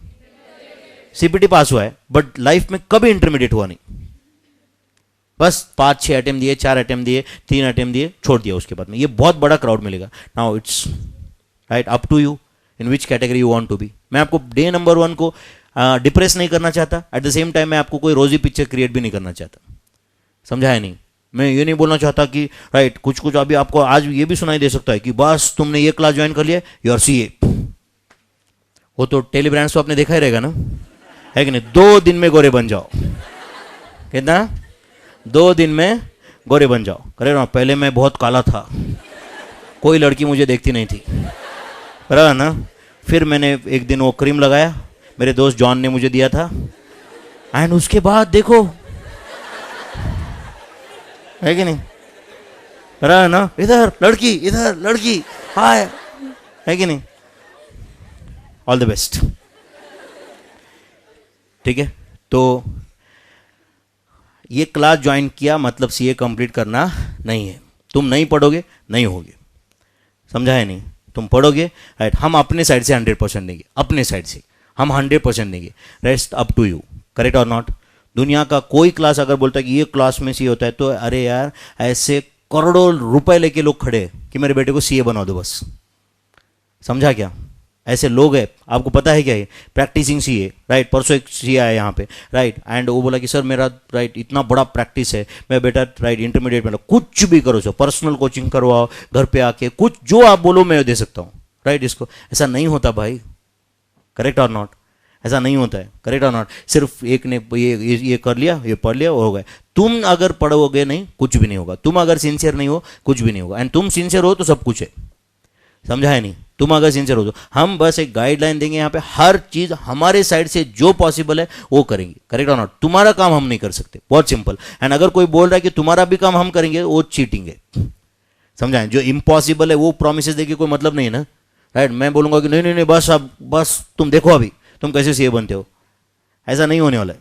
आप समझ रहे हो क्या? तुम पढ़ाई करोगे तो आगे जाओगे, नहीं करोगे नहीं जाओगे. Things are very clear. Correct है ना? Let it be clear in your mind also. Correct है ना? कोई मैं आपको फॉल्स प्रोमिस नहीं देना चाहता. यहाँ पे हम अपने साइड से सिर्फ पढ़ाएंगे, यहाँ पे सिर्फ पढ़ाएंगे. अगले 3.5 महीने में क्या करना है? कोई गाना नहीं, नोटंकी नहीं, बजाना नहीं, कुछ नहीं, कुछ नहीं. क्या होगा? सिर्फ पढ़ाई. आप समझ रहे हो? सिर्फ पढ़ाई करेंगे यहाँ पे. लास्ट डे को प्राइड, जैसे मैंने सीपीटी में बोला था कि अगर हम आईपीसीसी में इंटरमीडिएट में मिलेंगे, यहाँ पे भी मैं वैसे ही बोल के बैच फिनिश कर दूंगा. समझा है नहीं? ये 3.5 महीने का बैच होगा, 7 दिन रिवीजन होगा. उसके बाद में जैसे कल वो इसके प्रीवियस बैच का रिवीजन का लास्ट डे था, राइट. तुम्हारा 6 महीने के बाद आएगा, 6 महीने के बाद आएगा. उसके बाद में 3 महीने पढ़ो. अगले 9 महीने जितना अच्छे से यूटिलाइज कर सकते हो उतना करो. Definitely result will in your favour. It may change your life also. समझा है नहीं? अगले ये 9 महीने बहुत ज़्यादा क्रूशियल है, बहुत ज़्यादा क्रूशियल है. एंड ये 9 मंथ्स, मेरे ख्याल से 9 मंथ्स का अगर हार्डवर्क तुम्हें लाइफ टाइम रिवॉर्ड दे सकता है, तो मेरे ख्याल से इट्स वर्थ इट. करेक्ट और नॉट? आपको कई बार लगता होगा नहीं सर आपने सीपीटी में वैसे ही बोला था, राइट. हमें 12th में भी पेरेंट्स ने यही बोला था कि बस 12th हो जा बेटा, बाकी ज़िंदगी तेरी है फिर, है कि नहीं? 10th में भी यही बोला था, बट डेफिनेटली राइट, ये अगर आप बिलीव कर सकते हो, थोड़ा एनालिसिस कर सकते हो खुद, तो देखो राइट, अगर तुम इस अटेम्प्ट में पास हो जाते हो राइट, फर्स्ट अटेम्प्ट में इंटरमीडिएट बोथ ग्रुप क्लियर करते हो, या जो भी कुछ आपका प्लान है वट मैं आपको रिकमेंड करूंगा कि right at least try it, correct? अगर आप ये कर लेते हो एंड उसके बाद 3 साल के बाद फाइनल एग्जाम है, you can fully focus on your articleship in these 3 years and definitely you can rock in your career, correct? अगर आप एफर्ट्स देते हो तो, अगर तुम हार्डवर्किंग एबिलिटी रखते हो तो ये पॉसिबल है? ये पॉसिबल है सही में, या इम्पॉसिबल कैटेगरी का में? पॉसिबल है ना, ऑब्वियसली। ठीक है, तो हम यहाँ पे प्राइड सिर्फ कंसेप्ट एंड प्रैक्टिस दोनों की बात करेंगे, समझा है नहीं? क्या करेंगे? Conceptual clarity plus practice. Everybody has to collect the notes after the lecture, जिन्होंने कलेक्ट किया वो ठीक है, राइट? एंड उसके बाद में कल से मुझे ये चाहिए साथ में, आप समझ रहे हो क्या? क्योंकि हम एक दिन भी वेस्ट नहीं करेंगे उसके बीच में फिर, ठीक है? So shall we continue the syllabus? Okay, तो अगर जिनके पास नोट्स है वो देख सकते हो कितने चैप्टर्स है कॉस्टिंग में, कोई बता सकता है? मैं I will come to this discussion, cost, value, price, whatever it is. Tell me कितने चैप्टर्स है कॉस्टिंग में, या कॉस्ट, अभी मैं कॉस्टिंग बोलूंगा सब्जेक्ट का नाम इसके बाद, जस्ट फॉर कन्वीनियंस। हाँ बोलो। So there are 15 chapters in your cost and management accounting, I'll tell you, okay? तो आप सिलेबस लिख के लेना, आपके पास अगर आज नोटबुक है तो उस पर लिखना चालू करो, नहीं है तो आप जो भी पेज पे लिख रहे हो बट आपके मेन नोटबुक में ये होना चाहिए कल से, ठीक है? So this cost and management accounting, cost and management accounting for CA intermediate, for CA intermediate कितने चैप्टर्स है इसमें? There are 15 chapters, there are 15 chapters, okay? This 15 chapters can be divided in 3 categories. 15 chapters. उस class में आवाज आ रही है कि मेरी? दिख रहा है सब? बोलो यस नो, कुछ तो बोलो, आवाज आती है तुम्हारी मुझे? Okay, this 15 chapters are divided in 3 categories. Okay, these 3 categories are 15 chapters के, let's say basic cost related concepts topic, then methods of costing, methods of costing है हमारे पास कुछ, and techniques of costing, methods of costing and techniques of costing, basic related topics, methods of costing and techniques of costing. okay, तो basics में पहला ही topic है हमारा which is pure theory, basic cost concepts. तो theory में भी interest है ना आपको कुछ? Basic cost concepts. Then we have materials. चलिए, चैप्टर का नाम मटेरियल कॉस्ट है, मैं मटेरियल्स ऐसे लिख देता हूँ। मटेरियल्स सुना होगा कभी आपने? लेबर, लेबर, और you can call it as employee cost. कौन सा cost? Employee cost. Fourth, overheads, सुना है क्या कभी? Overheads, basic cost concept, material, labour और employee, overheads. Okay, then there is one integrated and non integrated accounting, integrated and non integrated accounting, integrated and non-integrated accounting. Okay, basic related topics. Okay, then I'll tell what are the methods of costing in our syllabus. तो methods में हमारे पास है activity based costing, unit batch costing, third job and contract costing, job and contract costing, process and operation costing, process and operation costing, fifth, joint product and byproduct costing, joint product and byproduct costing, then costing for service sector, costing for service sector, joint product by product costing, costing for service sector. Okay, we are dealing with the methods of costing.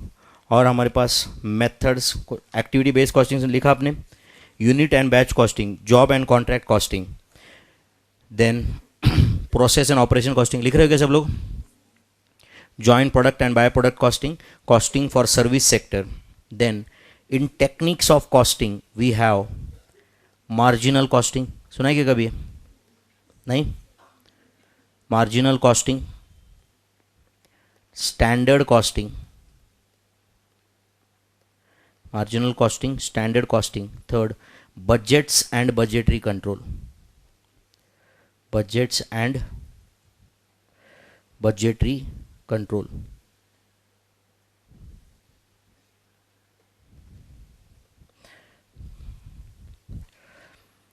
And in basic, actually basic cost concept का भी part है, but can be called as a separate chapter, that is cost sheets. Actually it's a part of basic cost concepts only, but basic में मैंने add कर दिया cost sheets. तो यहाँ पे 15 चैप्टर दिख रहा है क्या आपको? 6 + 6 + 3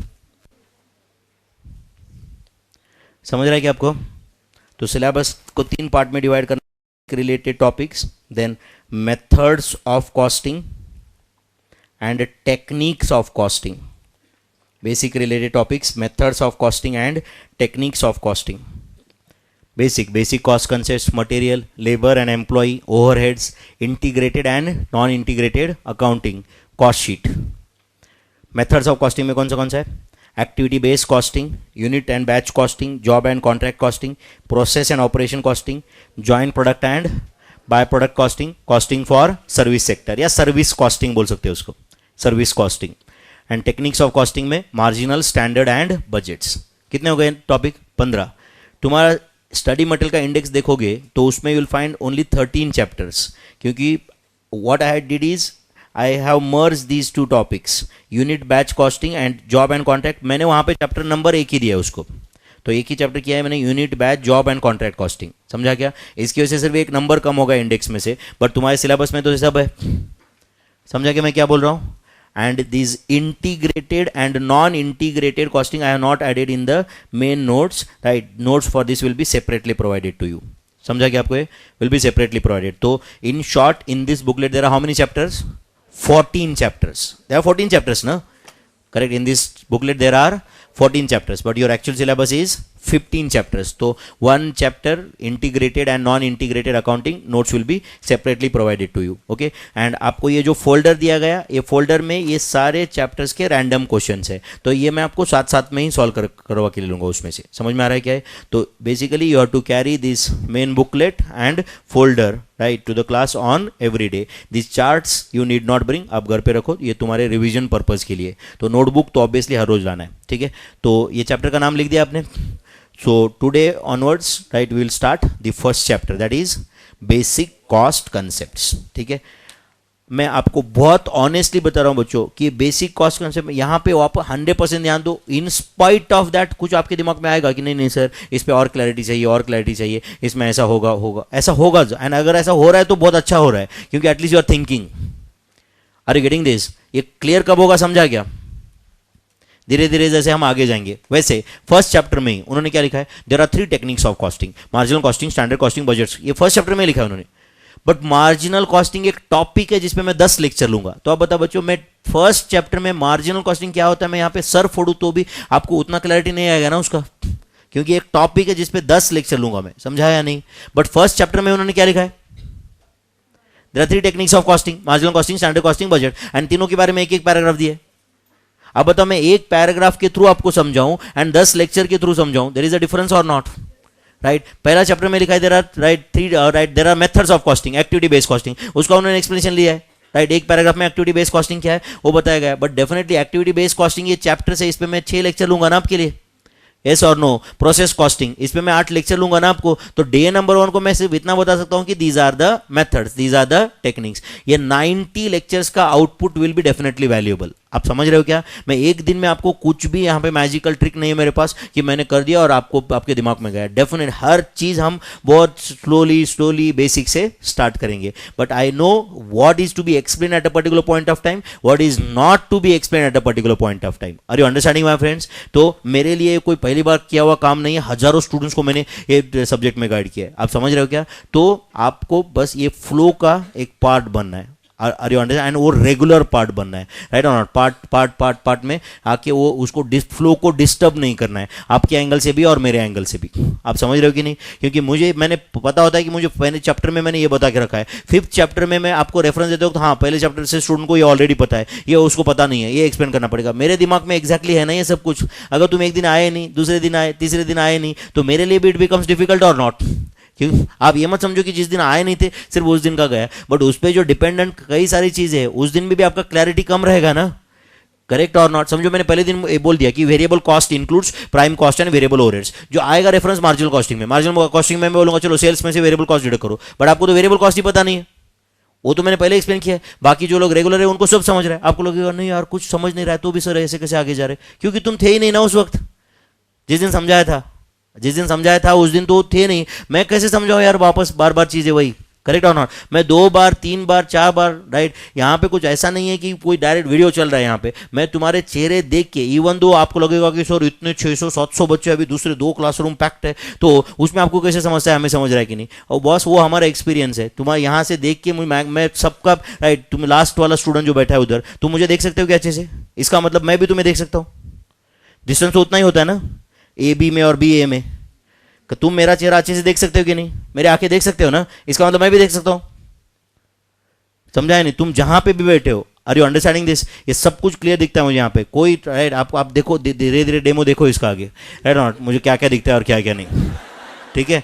तो कोई अननेसेसरी किधर बैठ के कोने में बैठ के नोटंकी करना नहीं है, रेगुलर क्लास को आना है, ठीक है? And that too on time, and you are promised me. And आपने कुछ ऐसा कुछ पढ़ाई छोड़ के कुछ ऑफ ट्रैक गए, इधर उधर किया, तो आपने मुझे अभी चुप बैठ के इम्प्लाइडली अथॉरिटी दिया है कि सर आप हमें डांट भी सकते हो। दे दिया है ना? दे दिया। हाँ, मैं मारूंगा पीटूंगा कभी नहीं, कभी नहीं, आज तक ना कभी किया है ना कभी होगा। आप समझ रहे हो क्या? बट इमोशनल अत्याचार तो पूरा हो सकता है। आप समझ रहे हो ना? पूरी पॉसिबिलिटी है उसकी। आप समझ रहे हो ना बच्चों? तो अगर आप थोड़ा ऑफ ट्रैक गए, इधर उधर गए, तो तुम्हारे बड़े भाई की तरह, तुम्हारे राइट पापा की तरह, राइट, मुझे भी अथॉरिटी है कि मैं आपको डांट सकूं। समझ रहे हैं ना? अथॉरिटी है या नहीं है? एंड वो अथॉरिटी का पूरा यूटिलाइजेशन करूंगा मैं। समझ रहे हैं ना? बट सही टाइम पे करूंगा। अगर आप ऐसे ही कंटिन्यूस इन तक रह सकते हैं तो मुझे वो अथॉरिटी यूज़ करना ही नहीं पड़ेगा ना, सीधी सी बात है। तो आप इंश्योर करो या आप ट्राई करो कि मुझे कभी आपको डांटना ना पड़े, ठीक है? मैं ट्राई करता हूँ कि आपको कभी डांटो ही नहीं फिर, अगर ऐसा हुआ तो। बट कुछ चीज़ें जो मेरे कंट्रोल के बाहर है, फिर उस वक्त दिमाग खराब हो जाता है फिर मेरा। करेक्ट है ना? लेट आ रहा है वो भी विदाउट रीज़न, ऐसा नहा क्या है करो मेन। अभी देखो एक कैमरा है, राइट? बाद में, राइट, थोड़ा सा मुश्किल है मेरे सामने, कैमरा के सामने ये सब आपको लैंग्वेज जो होता है अपना डांटने का वो, बट ठीक है, वो एडिटिंग में भी निकाल सकते, कोई बात नहीं। आप समझ रहे हो ना? तो थोड़ा सा डिसिप्लिन फॉलो करो। नहा के आने का, समझ रहे हैं ना? हर रोज नहा के आने का, हर रोज, ऐसा पानी बचाने का नहीं। समझ रहे हैं ना? हर रोज। नहीं तो यहाँ पे आके एक आया, उसके बाजू के 4 लोग, एक करता है, दूसरा उसके बाजू में, तीसरा उसके बाजू में, एंड कुछ तो बेशर्म की तरह बस टीचर के सामने बैठा है। ऐसे काम मत किया करो। समझ रहे हैं ना? थोड़ा सा, राइट यार, अपने को देख के बहुत अच्छा नहीं बोल रहा हूँ, बट किसी को अपने को देख के ऐसे नींद तो ही नहीं आना चाहिए यार। कम से कम उतना प्रेजेंटेबल अपन ने रहना चाहिए ना। पर कल जाके तुम ऑफिस में गए तो यार तुम नेगेटिव एनर्जी कहलाओगे ना। फिर तुम ऑफिस में गए तो चलो वो नींद आ रही है, इधर गए तो ऐसे कुछ लोग देख रहेंगे ना तुम्हें जिंदगी में, आते ही बोर होता है वो, कुछ बोले नहीं तो भी। ऐसे नहीं बनना है फिर कि मतलब वो नहाते नहीं, वो नेगेटिव चेहरा, ऐसा सुस्त, वो काम नहीं करना है। समझ रहे हैं ना? यहाँ पे आने के बाद ऐसा फ्रेश लगना चाहिए। एंड उसके लिए एक काम अगर कर सकते हो तो कर लो। तो 7 बजे का क्लास है ना, 6:45 को आने का, समझा है ना? उसमें भी एक एंजॉय है कि नहीं? आप बताओ यार। पहले से 10-15 मिनट आके बैठे, राइट, बच्चे आके बैठ रहे, बाग में एक बैठ रहे, बराबर है कि नहीं? थोड़ा बहुत बात कर ली, थोड़ा बहुत सर को मिल लिया, हाय बाय कर लिया, कुछ जो भी कुछ है, उसके बाद में लेक्चर स्टार्ट हुआ। इसमें मजा है ना? अपना हमेशा लेक्चर चालू है, कहीं तो बैठे, हाँ काय झालं रे, कुठपर्यंत झालं रे, है कि नहीं? इससे बेटर है ना यार कि हम थोड़ा सा जल्दी, अगर उतना हम अगर अपने डिसिप्लिन रख सकते हैं तो। एंड सीधी सी बात है, जल्दी आने के लिए कुछ ज़्यादा एफर्ट्स नहीं चाहिए। तुमने जो जो टाइम का ओरिजिनली अलार्म लगा रहता है ना, उस टाइम पे उठने का, ओरिजिनली जो टाइम का तुमने अलार्म लगाया था ना ओरिजिनली, है कि नहीं, बिफोर स्नूज फॉर 2-3 टाइम्स, जो आपने अलार्म उस टाइम पे उठ जाने का, बराबर है कि नहीं? बट तुम्हारा क्या है, 5 बजे उठता हूँ, उसके बाद मैं नहा धो के 6 बजे निकलता हूँ यहाँ पे, 6:30 बजे क्लास में, 7 बजे शुरू हो जाएगा 5 का, फिर लगता है अरे यार वैसे भी 6:30 बजे क्या, 7 बजे क्लास है ना, 5:10, 5:15, 5:20, है कि नहीं, 5:55, 6:05, है कि नहीं? फिर कुछ लोग तो उसी में फिर बंद करके अब जाते डायरेक्ट अकाउंट्स में, अब जाने दे, है कि नहीं? एक दिन मिस किया तो क्या होता है, कुछ नहीं होता। इंटरमीडिएट, इंटरमीडिएट, इंटरमीडिएट, फिर यहाँ पे टैटू बना के लेने का, ऐसे, है कि नहीं? इंटरमीडिएट फॉर एवर, है कि नहीं? लोगों बोलेंगे क्या कर रहे हैं, है कि नहीं? इंटरमीडिएट फॉर एवर, पता है ना? तो स्टार्ट कर दे फिर, चैप्टर्स लिख दिया आपने, चलो बताओ फिर अभी व्हाट इज कॉस्ट। कॉस्ट का डेफिनेशन क्या बात किया था हमने। अभी मैं इसके आगे आज सिर्फ कुछ लिख के नहीं दूंगा आपको, अज्यूमिंग कि आपके पास नोटबुक है नहीं, आई डोंट नो, बट कल से सबके पास रहेगा, ठीक है? What is the meaning of cost? Cost is the monetary value of all sacrifices made to achieve an objective. Cost is a monetary value, कल इतना डेफिनेशन तो बताओगे ना मुझे। Cost is a monetary value of all sacrifices made to achieve an objective. अच्छा, can I say price is the consideration to be paid by the customer to the seller. Price is a बोलो consideration to be बोलो paid by the customer to the seller. This is the price. समझा है नहीं? तीसरा कौन सा है बोलो, value. What is value? Value is the relative worth in the mind of consumer. In the mind of consumer. मैंने बोला था cost of the commodity is a fact, price is a policy and value is an opinion. Value is an opinion. अब देखो हम cost में ऐसा नहीं है कि हम बहुत अलग अलग टाइप के कॉस्ट है, पूरा रिसर्च करेंगे इसके ऊपर हम लोग। कॉस्ट में there is explicit cost, implicit cost, material, labour, expenses, prime cost, factory cost, production cost, research and development cost, office and administration cost, selling cost, distribution cost, imputed cost, opportunity cost, notional cost, direct cost, indirect cost, product cost, period cost, controllable cost, non-controllable cost, historical cost, current cost, budgeted cost, relevant cost, normal cost, abnormal cost, irrelevant cost। ये बहुत सारे types है cost के। सिर्फ cost बोल दिया बस हो गया ऐसा नहीं है, समझ रहा है ना? बहुत सारे टाइप्स है। तो आई नो टाइप उसमें ये जो अभी मैंने बताया, ये प्रॉपर हम क्लासिफिकेशन के फॉर्म में इसका चार्ट बनाएंगे। It is divided, fixed cost, variable cost, बहुत सारे और भी है नहीं, राइट? तो कैसे क्लासिफिकेशन होता है डिटेल में देखेंगे हम लोग। Tomorrow notes we are actually going to deal with this, okay? तो कॉस्ट का मीनिंग हमने बोला था, cost is a simple meaning monetary value, या सिंपल लैंग्वेज में उसने बताया जो था वो भी कोई गलत नहीं है, expenditure incurred in producing the goods and oblique or in rendering the service. But better definition is cost is the monetary value of all sacrifices made to achieve an objective. Correct or not? Price is the consideration to be paid by the buyer to the seller, by the customer to the seller, and value is the relative worth in the mind of consumer. Relative worth in the mind of consumer is the value. समझ में आ रहा है कि आपको ये relative worth in the minds of consumer is the value. Are you understanding? अच्छा मुझे बताओ, price is a policy, ये वर्ड दिख रहा है, क्या मीनिंग होता है इसका यार? प्राइस इज अ पॉलिसी, मतलब price is a policy of seller. Price is a policy of seller, कुछ एक्सप्लेन कर सकते हो? एग्जांपल देखिए कुछ। प्राइस इज अ पॉलिसी, चलो मैं एक एग्जांपल बताता हूं। लेट अस से टाटा स्काई टीवी, सुना होगा आपने? टाटा स्काई, बराबर है ना? समझो टाटा स्काई नया नया लॉन्च हुआ है अभी, आप समझ रहे हो क्या? समझो मैंने टाटा या नया नया जो भी कुछ है 2-3 साल हो चुके, मैंने टाटा स्काई फ़ोन किया मान लो लोकल डीलर को, और उसको बोला कि यार मेरे घर पे मुझे टाटा स्काई डिश लगवाना था, ठीक है? वो बोला कि सर टाटा स्काई लगवाया, बहुत अच्छे समय पे कॉल किया सर, अभी तो राइट 26 जनवरी ऑफर चल रहा है, थोड़े दिन के बाद बोलेंगे वैलेंटाइन डे ऑफर है, थोड़े दिन के बाद बोलेंगे ईयर एंडिंग ऑफर है, उसके बाद में कुछ ना कुछ तो ऑफर रहेगा साल भर, करेक्ट है। वो बोलेंगे कि सर अभी ना सेट टॉप बॉक्स फ्री, 1 साल का रिचार्ज फ्री, आपको सिर्फ 500 रुपये देना है सर, एंड रिकॉर्डिंग फैसिलिटी के साथ सेट टॉप बॉक्स मिलेगा, सब कुछ सिर्फ 500 रुपये देना है आपको, साल भर का सारे चैनल्स फ्री। समझा है नहीं? How much they have charge for this service? 500। Correct है। 1 साल के बाद एसएमएस आ जाएगा बराबर कि if you want to continue with this facility you have to do a monthly recharge of 800 rupees. Correct है या नहीं है? You to go for monthly recharge of 800, फिर आप 800 बराबर पे करोगे वहां पे। अब आपको लगेगा कि नहीं सर एचडी चैनल क्या जरूरी है, ऑल दो थिंग, बट आप 1 साल फ्री में देख चुके हो ना, जैसे रिलायंस जियो, अब इतना 3G 4G इंटरनेट फ्री में यूज कर लिया ना, अब वो चार्जेबल भी होगा तो छोड़ोगे नहीं तुम, बराबर है कि नहीं? अब वो चार्जेबल भी होगा कुछ दिनों के बाद तो तुम यूज करना छोड़ोगे नहीं। अभी 2G स्पीड तो बर्दाश्त ही नहीं होगा ना आपसे, बराबर है कि नहीं? 3G के नीचे तो कुछ भी बर्दाश्त नहीं होता लोगों को। अभी कहाँ से देखेंगे ना इतने वीडियो ये सब कुछ, बराबर है कि नहीं? ऐसे वीडियो मतलब भाई ऐसे क्या देख रहे है कि नहीं? मैंने थोड़ी देखा है तुमने क्या क्या देखा है कि नहीं? कुछ लोग तो डर गए है ना, तो समझ रहे कि मैं क्या बोल रहा हूँ? तो 3G तुमने इतना भी यूज कर लिया है, राइट और नॉट? तो अब तुम इतना यूज टू हो चुके हो कि even though it becomes chargeable you will go for that. तो company has used penetration pricing, company has used penetration, they have tapped you by charging less at the beginning, they have tapped you by charging less at the beginning। इसको बोलते हैं penetration pricing. क्या बोलते हैं?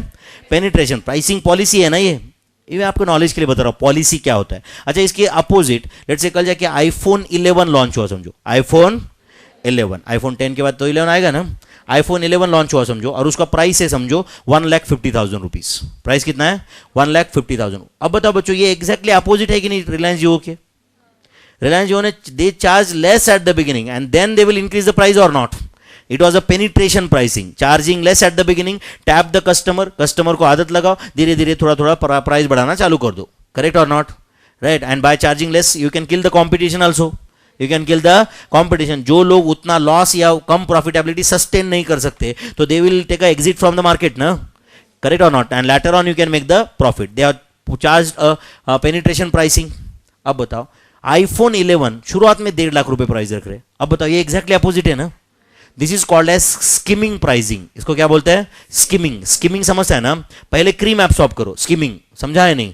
मतलब आप बताओ India में क्या वर्ल्ड वाइड ऐसे कई सारे लोग हैं जो एकदम बस डेस्परेट है नया वर्जन आते ही बाय करने के लिए, नया फोन आया बाय करने के लिए। अब कई सारे लोग हैं यहाँ पे जिन जो प्राइस इनसेंसिटिव बोलेंगे उनको, वो बोलेंगे ठीक है 1.5 लाख 2 लाख मुझे फर्क नहीं पड़ता है, मुझे तुरंत ऐसे आईफोन 11 आया तुरंत ऐसे परचेस करना चाहिए मैंने, एंड तुरंत ऐसे फेसबुक पे फोटो डालना चाहिए कि purchased iPhone 11 feeling blessed with Vinod Reddy 5 and 90 others. Correct और नॉट? बराबर है कि नहीं? तुरंत, और उसको तुरंत उसके टाइम पास दोस्त like like like like comment, congratulation congratulation, thank you, क्या तो आईफोन बाय किया है। अब ये बायर्स की कोई कमी है क्या इंडियन मार्केट में? तो अब बताओ जब लोग पैसा देने के लिए तैयार है, कंपनी में लेने को प्रॉब्लम है क्या कुछ? जब देने के लिए तैयार है लोग तो obviously they will use a skimming pricing policy ना। Correct on? They will charge more at the beginning, they will charge more at the beginning, and फिर लेटर ऑन बाद में कंपनी सोचता है ठीक है यार 1.5 लाख में हर बायर परचेस नहीं करेगा, कुछ बायर प्राइस सेंसिटिव भी होते हैं। करेक्ट और नॉट? जैसे अभी वो बोलेंगे विनोद रेड्डी जैसा बायर प्राइस सेंसिटिव, ये थोड़ी अफोर्ड कर पाएगा 1.5 लाख रुपए, तो एक काम कर देते कम कर देते प्राइस, ताकि एंड तब तक नया मॉडल लॉन्च करेंगे एंड क्या करेंगे इसका प्राइस कम कर देंगे। तो मेरे जैसे लोग तो कम से कम मतलब आईफोन 10 आया मतलब मैं आईफोन 5 अफोर्ड कर सकता हूँ। करेक्ट और नॉट? 10 आया मतलब, करेक्ट और नॉट? तो आईफोन 5 तक तो कम से कम पहुंच जाएंगे ना फिर मेरे जैसे लोग। करेक्ट और नॉट? तो कंपनी ने अल्टीमेटली दोनों को टैप कर दिया ना फिर, यस और नो? तो whether they have charge more at the beginning or less at the beginning? More at the beginning. And पहले जो मैंने टाटा स्काई का एग्जांपल दिया था या जियो का एग्जांपल दिया वो क्या था? Charging less at the beginning, charging less at the beginning. तो प्राइसिंग इज अ पॉलिसी, और बहुत बड़ा डिस्कशन है प्राइसिंग, वो हमारा सिलेबस नहीं, बट तुम्हारे लिए सिर्फ नॉलेज के लिए बता रहा हूँ पॉलिसी मतलब क्या होता है। जैसे कि मल्टीप्लेक्स सैटरडे नाइट को 500 रुपए टिकट है, मंडे मॉर्निंग 80 रुपए टिकट है, same show, same theatre, same everything. Correct और नॉट? सैटरडे इवनिंग कितना? 500 रुपए, मंडे मॉर्निंग कितना? 80 रुपीज। क्या रीजन है? ये भी प्राइसिंग पॉलिसी है ना, differential pricing. Differential pricing, clock time differential बोलते हैं इसको। क्या बोलते हैं? Clock time differentials, clock time differentials. क्यों? क्या सोच रहा है कंपनी या क्या सोच रहा है मल्टीप्लेक्स? वो सोच रहा है कि बॉस सैटरडे इवनिंग को देखने आ रहा है मूवी, मतलब वो वर्किंग प्रोफेशनल होगा, उसको ये छोड़ के और कोई टाइम सुटेबल नहीं है। करेक्ट और नॉट? वो या प्रोफेशनल है, बिजनेसमैन है, राइट, और अपनी फैमिली के साथ आया, उसको कोई फर्क नहीं पड़ता, वो तो डायरेक्ट क्रेडिट कार्ड दे देता है, डेबिट कार्ड दे रहा है, वो बोल रहा है स्वाइप कर, वो तो देख भी नहीं रहा है, पूछ भी नहीं रहा है कितना प्राइस है. इज इट राइट और not? Doesn't make any difference. Yes और नो? जबकि सैटरडे नाइट को स्टूडेंट कैटेगरी जिसको लिमिटेड पॉकेट मनी है, क्लास बंक करके आते हैं, कॉलेज बंक करके आते हैं, ये थोड़ी सैटरडे इवनिंग को जाएंगे क्या? नहीं. वो क्या सोचेगा? वो सोचेंगे कि सैटरडे इवनिंग में दुनिया में बाहर इतना टाइम पास है, मैं क्यों 3 घंटा उधर अंधेरे में बैठूं? करेक्ट और नॉट? एफसी रोड पे जाके खड़ा रहा तो एंटरटेनमेंट है कि नहीं? और वो भी फ्री का, वो क्यों जोड़ू मैं? करेक्ट और नॉट? तो इससे अच्छा सैटरडे इवनिंग को क्या करेंगे? FC road, MG road, KP, है कि नहीं? एंड मंडे मॉर्निंग क्लास को आते बैग लेके मल्टीप्लेक्स में, बराबर है कि नहीं? कॉलेज में आके कैंटीन में डायरेक्ट प्लान बनता है और डायरेक्ट उसके बाद 7:30 बजे मल्टीप्लेक्स, बराबर है कि नहीं? वो भी 80 रुपये में. करेक्ट ना? जितना 500 रुपये टिकट था उसमें तो 6-7 लोगों का मूवी हो जाता है ना फिर ऑब्वियसली. करेक्ट और ना? जो तुम्हारा सीधी सी बात है, जो तुम्हारा 2 लोगों का पैसा जा रहा था सैटरडे इवनिंग में, उसमें तो 10-12 लोग मूवी देख लेते हैं ना इधर. करेक्ट और नॉट? वो भी तो ऑब्वियसली स्टूडेंट के पास लाखों करोड़ों रुपए का तो रिजर्व पड़ा नहीं है ना. He has to manage all those things in a limited money only ना. बहुत सारी चीजें मैनेज करना होता है ना. तो company also knows all those things, so they are using pricing policies, clock time differentials. Correct और नॉट? इनफैक्ट कई बार जैसे कि हॉस्पिटल में होता है डिफरेंशियल, अगर पर्टिकुलर सुपर डिलक्स वार्ड का पेशेंट रहा तो उसके लिए ऑपरेशन का फीस 3 लाख रुपए, जनरल वार्ड का पेशेंट रहा तो 50,000 रुपए. जनरल वार्ड का पेशेंट रहा तो same operation theatre, same doctor, same setup, सब सेम, 50,000 रुपए. अगर पेशेंट जनरल वार्ड में एडमिटेड है तो 3 लाख रुपए, अगर पेशेंट डिलक्स वार्ड में एडमिटेड है तो ऑपरेशन थिएटर वही है भाई. करेक्ट और नॉट? बट वो पेशेंट कहां पे एडमिटेड है उसके बेस पे उसकी पेइंग कैपेसिटी जज हो रही है ना. जो डिलक्स वार्ड में एडमिटेड है, जो सिर्फ रूम चार्जेस पर डे 20,000 रुपए दे रहा है, वो 3 लाख भी देगा ना ऑपरेशन चार्जेस. एंड जो जनरल वार्ड में एडमिटेड है, जो हर रोज 500 रुपए के चार्जेस दे रहा है, he can't afford all those things, तो he can't afford 3 lakhs also. Correct और not? That's why 50,000 rupees operation charges. It happens or not? ये प्राइसिंग पॉलिसी है ना फिर हॉस्पिटल का. क्या पॉलिसी है बोलो?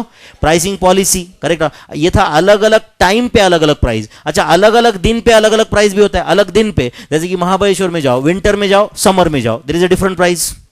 विंटर में जाओ और बोलो समर में जाओ, there is Mahabaleshwar obviously hill station, वहां पे समर में जाओगे, राइट, एक आध रिसोर्ट बुक कर लिया, पता चला 25,000 rupees per day per room. Quite possible और not? Are you understanding this? 25,000 rupees. अब बताओ बच्चों, सेम विंटर में जाओगे तो वहां पे पता चलेगा कि वही रूम, वही रिसोर्ट, सब कुछ 3,000 रुपए. क्या रीजन हो सकते हैं? अब सीधी सी बात है, विंटर में कौन जाएगा? पूना में 7 डिग्री है, महाबलेश्वर में क्या 0 डिग्री में मरने जाएगा क्या? करेक्ट और not? Are you understanding this? सीधी सी बात है ना, 1 डिग्री 2 डिग्री में कौन जाएगा ना उधर. ऑलरेडी जब लोग यहाँ पे सोच रहे कि यहाँ पे 45 डिग्री टेम्परेचर है, वहां पे हिल स्टेशन पे गए तो चलो यार वहां पे थोड़ा कम से कम 2 दिन अच्छे से बिता लेते, 25,000 रुपए. सीजन हो गया ना फिर वो. इट्स अ कैलेंडर टाइम, अलग अलग सीजन पे, अलग अलग दिन पे अलग अलग प्राइस. करेक्ट और नॉट? कंज्यूमर कैटेगरी डिफरेंशियल हो सकता है. कंज्यूमर कैटेगरी, अलग अलग कस्टमर के लिए अलग अलग प्राइस, अलग अलग कस्टमर के लिए अलग अलग प्राइस. करेक्ट और नॉट? समझो जैसे यहाँ पे हनुमान चालीसा होता है, आप कभी गए रहेंगे, राइट, हनुमान मंदिर में, राइट, तुम गए तो 70 रुपए और मैं गया तो 200 रुपए. वो मैं गया तो मैं लास्ट टाइम गया, वो बोले सर आप आ गए क्या, बहुत अच्छा हुआ सर, चलो सर. मैं बोला कितना पैसा देना है? 200. मैं बोला अभी तो 70 रुपए दिया इसने. वो स्टूडेंट था. हनुमान जी वही, खाना वही, हनुमान चालीसा वही, बट मुझे अगर वही फैसिलिटी लेना है तो कितना पैसा देना है? 200. Because I am C A, because I am C A. And student के लिए कितना है? 70 रुपीज. तुम जो मैगजीन आता है तुम्हें सीए का, जो घर पे स्टूडेंट, राइट, अगर वो तुम सब्सक्राइब करोगे तो हो सकता है कि 300 रुपए में पर साल भर का आ जाता है. बट वही कोई नॉन सीए जो सीए कर भी नहीं रहा है, वही मैगजीन अगर लेना चाहे तो maybe it's 3,000 rupees for the year. तो 300 3,000. It's a pricing policy. It's a pricing policy. और बहुत सारे ऐसे पॉलिसीज होते हैं, that is not our syllabus, but सिर्फ प्राइस इज अ पॉलिसी. इसका मीनिंग समझा क्या आपको? Price is a policy. Okay. And value is an opinion. Value is an opinion बता सकते हो क्या आप? Can I say value is an opinion and that changes from time to time, in fact, person to person also? Can I say it may change from time to time for the same person also? Time to time for same person. Value of these, value of the thing, even value of the money आपने पढ़ा रहेगा कभी. Value of the money, it changes or not? Marginal utility में पढ़ा रहेगा. Correct. Value for the money. मुझे याद है कि जब मुझे पहला स्टाइपेंड मिला था 400-500 रुपए जो भी कुछ है, वो चेक का जेरोक्स निकाल के मैंने फाइल में लगा के रखा था. कितना? My first stipend. करेक्ट. आज मुझे 5 लाख का भी चेक दिया तो मैं डायरेक्ट स्टाफ के हाथ में दे रहा हूं कोई, और बोला जा भाई डिपॉजिट करके, उसका जेरोक्स करके रखा हुआ मैं. अच्छा, इसका मतलब वैल्यू, मैं बहुत ज्यादा ही रिच हो गया क्या? But definitely value of that money, जो 450 रुपए की जो कीमत थी, वैल्यू की बात कर रहा हूं मैं, समझ रहे हैं ना, that is not there today ना, यस और नो। सीधी सी बात है, सीपीटी पास होने में कितनी खुशी मिलती है, वो सीपीटी पास होने के पहले आपको रहेगा, बट अब आपने सीपीटी पास होने के बाद में थोड़ा बहुत सेलिब्रेट किया रहेगा 2-3 दिन, उसके बाद में तो वापस जमीन पे आए ना, एंड अभी नहीं आए रहेगा तो मैं लाऊंगा आपको बराबर, है कि नहीं, जमीन पे आए ना, बाद में क्या लगने लग गया, ठीक है यार सीपीटी कुछ नहीं था, है ना। अब जब इंटरमीडिएट पास हो जाएंगे तो मजा रहेगा, करेक्ट और नॉट। इंटरमीडिएट पास होने के बाद भी ऐसे लगेगा, 10-15 दिन खुशी हो जाएगी, उसको बोलेंगे सीए बनना चाहिए, correct or not, same thing will continue afterwards, value will keep on changing or not, value will bolo keep on changing, so value of the commodity will change from person to person, it will change from time to time. Are you understanding this? So cost is a bolo fatafat fact, price is a policy, value is an opinion. Can I say cost is ascertained from producer's point of view, price from seller's point of view, and value from consumer's point of view, consumer or customer's point of view, more appropriate is consumer's point of view. Value is ascertained from बोलो लिखना नहीं, मैं लिख के दूंगा बाद में, अभी कुछ आपने सिर्फ सिलेबस लिखा है ना, बस आज के लिए तो बस, समझा क्या, हाँ बोलो। कॉस्ट इज ascertained from, बोलो बच्चों, बोलो producers point of view, price from sellers point of view, and value from consumers point of view, value from consumers point of view. Hopefully understood this, okay. तो समझा basic difference between cost, price and value, कुछ गया के दिमाग में? अच्छा बताओ बच्चों, ये कॉस्ट अकाउंटिंग है, whether cost accounting is same like financial accounting, whether cost accounting is same like financial accounting और it is different, it is different ना, बराबर है ना। तो क्या कॉस्ट अकाउंटिंग का पर्पस क्या होता है फिर बताओ, कॉस्ट अकाउंटिंग का नोट इधर मत देखो, इधर मेरे पास देखो, कॉस्ट अकाउंटिंग का पर्पस क्या होता है फाइनेंशियल। अच्छा मुझे बताओ, हम जब इनकम टैक्स अथॉरिटीज के सामने हमारे बुक्स ऑफ अकाउंट्स प्रेजेंट करना है तो क्या प्रेजेंट करते हैं हम लोग, कॉस्ट अकाउंटिंग या financial accounting? Financial accounts. Tax purpose के लिए हम कौन सा अकाउंटिंग प्रेजेंट करते हैं, फाइनेंशियल अकाउंटिंग। तो कॉस्ट अकाउंटिंग का मेन पर्पस स्टैट्यूटरी रिक्वायरमेंट है या it is for internal control? Mainly, no doubt for big companies there is a statutory requirement also to maintain that cost audit, cost account reports, correct or not, cost accounting and all those things, but mainly it is for internal control or not, reporting तो हम financial reports ही करते हैं ना सिर्फ। तो previously cost accounting was a part of financial accounting only, but later on, very soon in fact, right, they found that there is a need for separate accounting provision. In fact आपने financial accounting में यही पढ़ा रहेगा types of financial accounting में cost accounting, management accounting are the parts of financial accounting only or not? Cost accountant is a part of that only ना। अच्छा cost accounting आया क्यों फिर यार, क्या मतलब रीजन है, एक सिंपल एग्जांपल के थ्रू बताता हूं मैं, कॉस्ट अकाउंटिंग आया क्यों। एक बार ये बोर्ड पे क्वेश्चन है, एक पढ़ सकते हो आप, डेटा क्या है, फाइनेंशियल रिकॉर्ड्स रिवील दैट, पढ़ोगे बच्चों, total profit made during the financial year is ₹50,000। दिख रहा है कि आपको टोटल प्रॉफिट 50,000 है, कहां दिख रहा है, प्रॉफिट के रो में एंड वाला नंबर 50,000 दिख रहा है ना। ये एबीसी क्या है, प्रोडक्ट्स है, देखो देखो अच्छे से देखो, टाइम है, एबीसी 3 प्रोडक्ट से दिख रहा है क्या, तीनों का सेल्स दिया है क्या बच्चों, तीनों का प्रॉफिट कॉस्ट दिया है क्या। अच्छा समझो मैंने आपको डायरेक्टली ये डेटा दिखा दिया, मैनेजमेंट ने सिर्फ ये डेटा दिया, प्रोडक्ट वाइज सेल है नहीं, डायरेक्ट टोटल नंबर देखो आप, बताओ टोटल सेल्स कितना है, टोटल सेल कितना है बताओ, 2,50,000, टोटल कॉस्ट कितना है 2 लाख, प्रॉफिट कितना हुआ 50,000। How much profit I have made on sales, 20% on sales, 20% on sales. तो समझो मेरे सामने मेरे ये 3 प्रोडक्ट है समझो, एंड मैं सोचो चलो यार 2.5 लाख का सेल हो गया, 2 लाख का कॉस्ट है, 50,000 का प्रॉफिट, बहुत अच्छी बात है, समझा है नहीं, I am happy. Are you getting this? ये फाइनेंशियल अकाउंट्स में तो टोटल पिक्चर ही आएगा ना सामने, समझा क्या। अब बताओ बच्चों, अगर मैं कॉस्ट अकाउंटिंग करूंगा तो मुझे प्रोडक्ट वाइज कॉस्ट मिलेगा ना। अब प्रोडक्ट वाइज कॉस्ट मिलना, जितना मैंने आसानी से बोल दिया उतना आसान होगा क्या। अब बताओ आपका ये जो सीए इंटरमीडिएट का आपने जो फीस भरा है, मतलब it's a price that you have paid, 12,000 15,000 जो भी कुछ है, आप समझ रहे हो क्या, उसके अंदर हमारा कुछ कॉस्ट होगा प्लस मार्जिन होगा, कॉस्ट एंड प्रॉफिट होगा ना। मुझे बताओ वो कॉस्ट के अंदर ये प्रेस्टीज पॉइंट की वॉचमैन की सैलरी रहेगी क्या, पूरी सैलरी, तो कितना, कुछ पार्ट तो है ना, कितना पार्ट फिर, समझा क्या। अच्छा, आपके जो बैच का फीस है उसमें ये कंप्यूटर, ये जो लैपटॉप में यूज कर रहा हूं, इसका डेप्रिसिएशन रहेगा क्या? रहेगा, निकली थोड़ा बहुत तो वो भी रहेगा। तो आप समझ रहे हो कि मैं क्या बोलना चाहता हूं? समझ रहे हैं? तो ultimately to link the cost to the output we require a formal procedure ना, टू लिंक द, बोलो, cost to the output, to link the, बोलो, cost to the output. Output है ना हमारा, कोई प्रोडक्ट अगर हम बेच रहे, तो अगर ये बैच में ले रहा हूं, ये हमारा प्रोडक्ट है ना, तो इसके साथ हमें कॉस्ट लिंक करना पड़ेगा ना। For that there is a procedure. पहले तो हमें मटेरियल कॉस्ट कलेक्ट करना पड़ेगा, लेबर कॉस्ट देखना पड़ेगा, फिर ओवरहेड्स देखना पड़ेगा, फिर ओवरहेड्स के अंदर फैक्ट्री ओवरहेड्स आएंगे, ऑफिस एडमिनिस्ट्रेशन ओवरहेड्स आएंगे, सेलिंग डिस्ट्रीब्यूशन ओवरहेड्स आएंगे, ये पूरा सब कुछ रामायण करके हमें कॉस्ट शीट बनाना पड़ेगा ना। And from that I will understand the product wise cost. हाँ बोलो, कैसे कॉस्ट मिलेगा मुझे?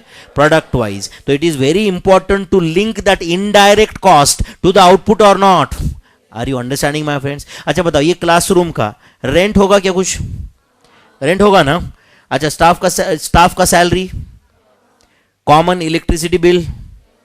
अच्छा बताओ बच्चों, हमारे यहाँ पे ना बच्चों, ये मैं पढ़ा रहा हूँ, सो अभी इमीडिएटली इसके बाद अकाउंट्स का लेक्चर होगा, उसके बाद लॉ का लेक्चर होगा, टैक्स का, यहाँ पे तो बहुत सारे दिन भर ये बैचेस होंगे ना।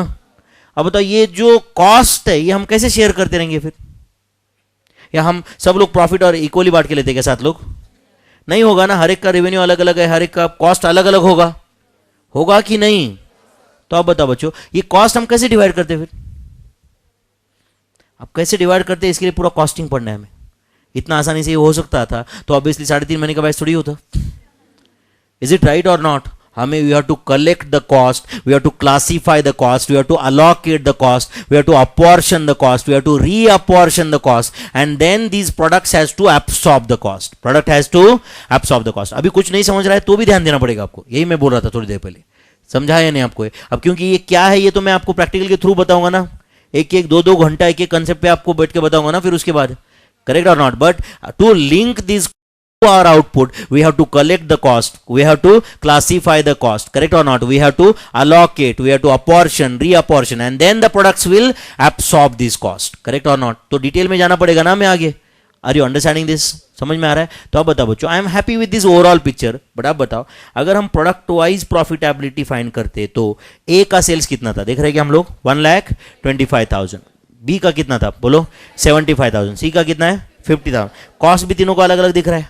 एंड समझो मैंने सिर्फ प्रोडक्ट ए डिलीट कर दिया होता एंड बी एंड सी में कंटिन्यू करता तो मेरा टोटल रेवेन्यू कितना होता?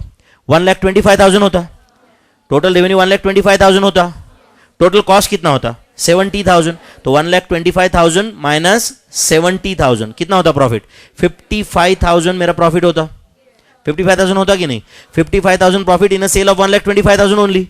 तो करो कैलसी पे 1 लाख, हाँ बोलो करो 7, कितना प्रॉफिट होता मेरा? 55,000 ना। तो 55,000 divided by 1,25,000, 55,000 divided by 1,25,000 into 100, 44%। तो I would have made 44% profit on sales ना। आई वुड हैव मेड, बोलो, 44% प्रॉफिट ऑन सेल्स। बट हुआ कि मेरा प्रॉफिट 44% यहाँ पे नहीं, I was happy with only 20%। But अब बताओ बच्चों, ये तो प्रोडक्ट वाइज डेटा हमारे सामने आया, इसकी वजह से ही समझा ना हमें, इसकी वजह से ही समझा कि नहीं? Are you understanding my friends? अब सिंपल, मैं कोई बहुत बड़ा आदमी नहीं हूँ भाई, बहुत बड़े बड़े बिजनेसमैन है, बट मेरे लिए भी कुछ वेंचर्स है। फॉर एग्जांपल, ओके, मेरा एक फर्म है परसेप्ट, जिसमें मैं आई एम द प्रोपराइटर।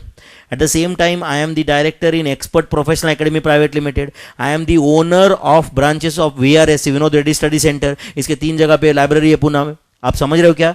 तो इसके उसके ऊपर और मेरे कुछ इन्वेस्टमेंट सोर्सेस से इनकम रहेगा। आप बताओ बच्चों, ये सबका रेवेन्यू, राइट, सबका सबसे मुझे कितना आ रहा है रेवेन्यू, सबका करस्पॉन्डिंग कॉस्ट, प्रॉफिटेबिलिटी मैंने अलग अलग फाइंड करना जरूरी है या ये क्लब करूँ सब में? अब मेरा जो विनोद रेड्डी, मैं जब अपना रिटर्न ऑफ इनकम भर रहा हूं तब मैं क्या कर रहा हूं? Income from this business, income from percept, income from VRAC, ये सब क्लब करके बाद में एक्सपेंडिचर डिडक्ट करके ये जो भी कुछ है मेरा इनकम टैक्स रिटर्न फाइनलाइज कर रहा हूं। बट आप बताओ बच्चों, मुझे ये सब कुछ इंडिविजुअली पता होना जरूरी है कि नहीं? कौन सा वेंचर मुझे कितना प्रॉफिट दे रहा है?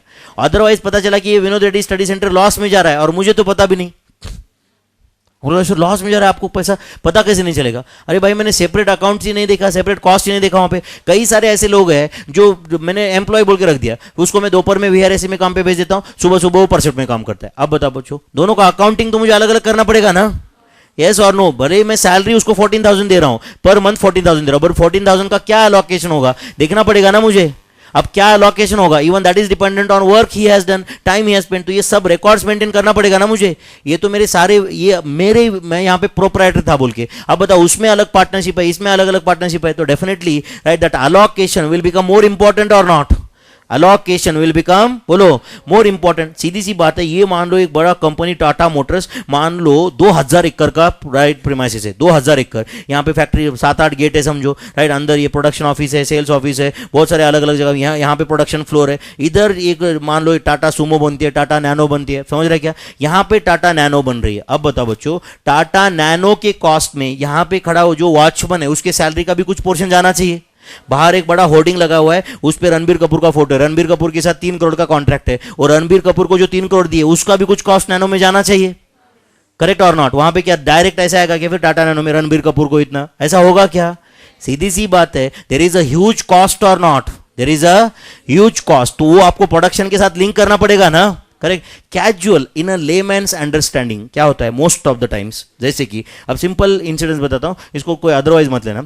मैं मेरी मम्मी को लेके एक बार 5 स्टार होटल में गए। कहाँ गए? 5 स्टार होटल को गए। राइट, टिपिकल मम्मी सबकी, तुम्हारी जैसी मम्मी होती है वैसे ही होते हैं सबकी, समझ रहे हैं ना? तो गया उधर और एक पंजाबी डिश ऑर्डर कर दिया, जो भी खाना मंगवाया बहुत अच्छे से, बहुत अच्छा इन्वायरमेंट था वहाँ पे, आप समझ रहे हो ना? जाते ही राइट वैले पार्किंग, एक ड्राइवर आया लेके गया, वो बोला कि सर मैं कार आते जब आऊँगा तो ये पूरी कार भी आपकी वॉश की हुई रहेगी। आप समझ रहे हो क्या? बहुत बढ़िया। फिर वहाँ पे बहुत बड़ा झूमर था, वहाँ पे बड़ा बड़ा ग्रैंड एंट्री, वहाँ पे थोड़ा 5-10 मिनट सोफा पे बैठे वहाँ पे, उसके बाद में स्विमिंग पूल के बाजू में खाना, ये सब इन्वायरमेंट समझ रहा है आपको? फिर मैंने समझो एक डिश मंगाई, लेट से पनीर बटर मसाला। ओके, मम्मी ने बोला बेटा कितने की है, जस्ट फॉर माई इन्फॉर्मेशन, ये कितने में डिश है? मैंने बोला मम्मी ये 1100 रुपये का है। कितने का है? 1100 rupees.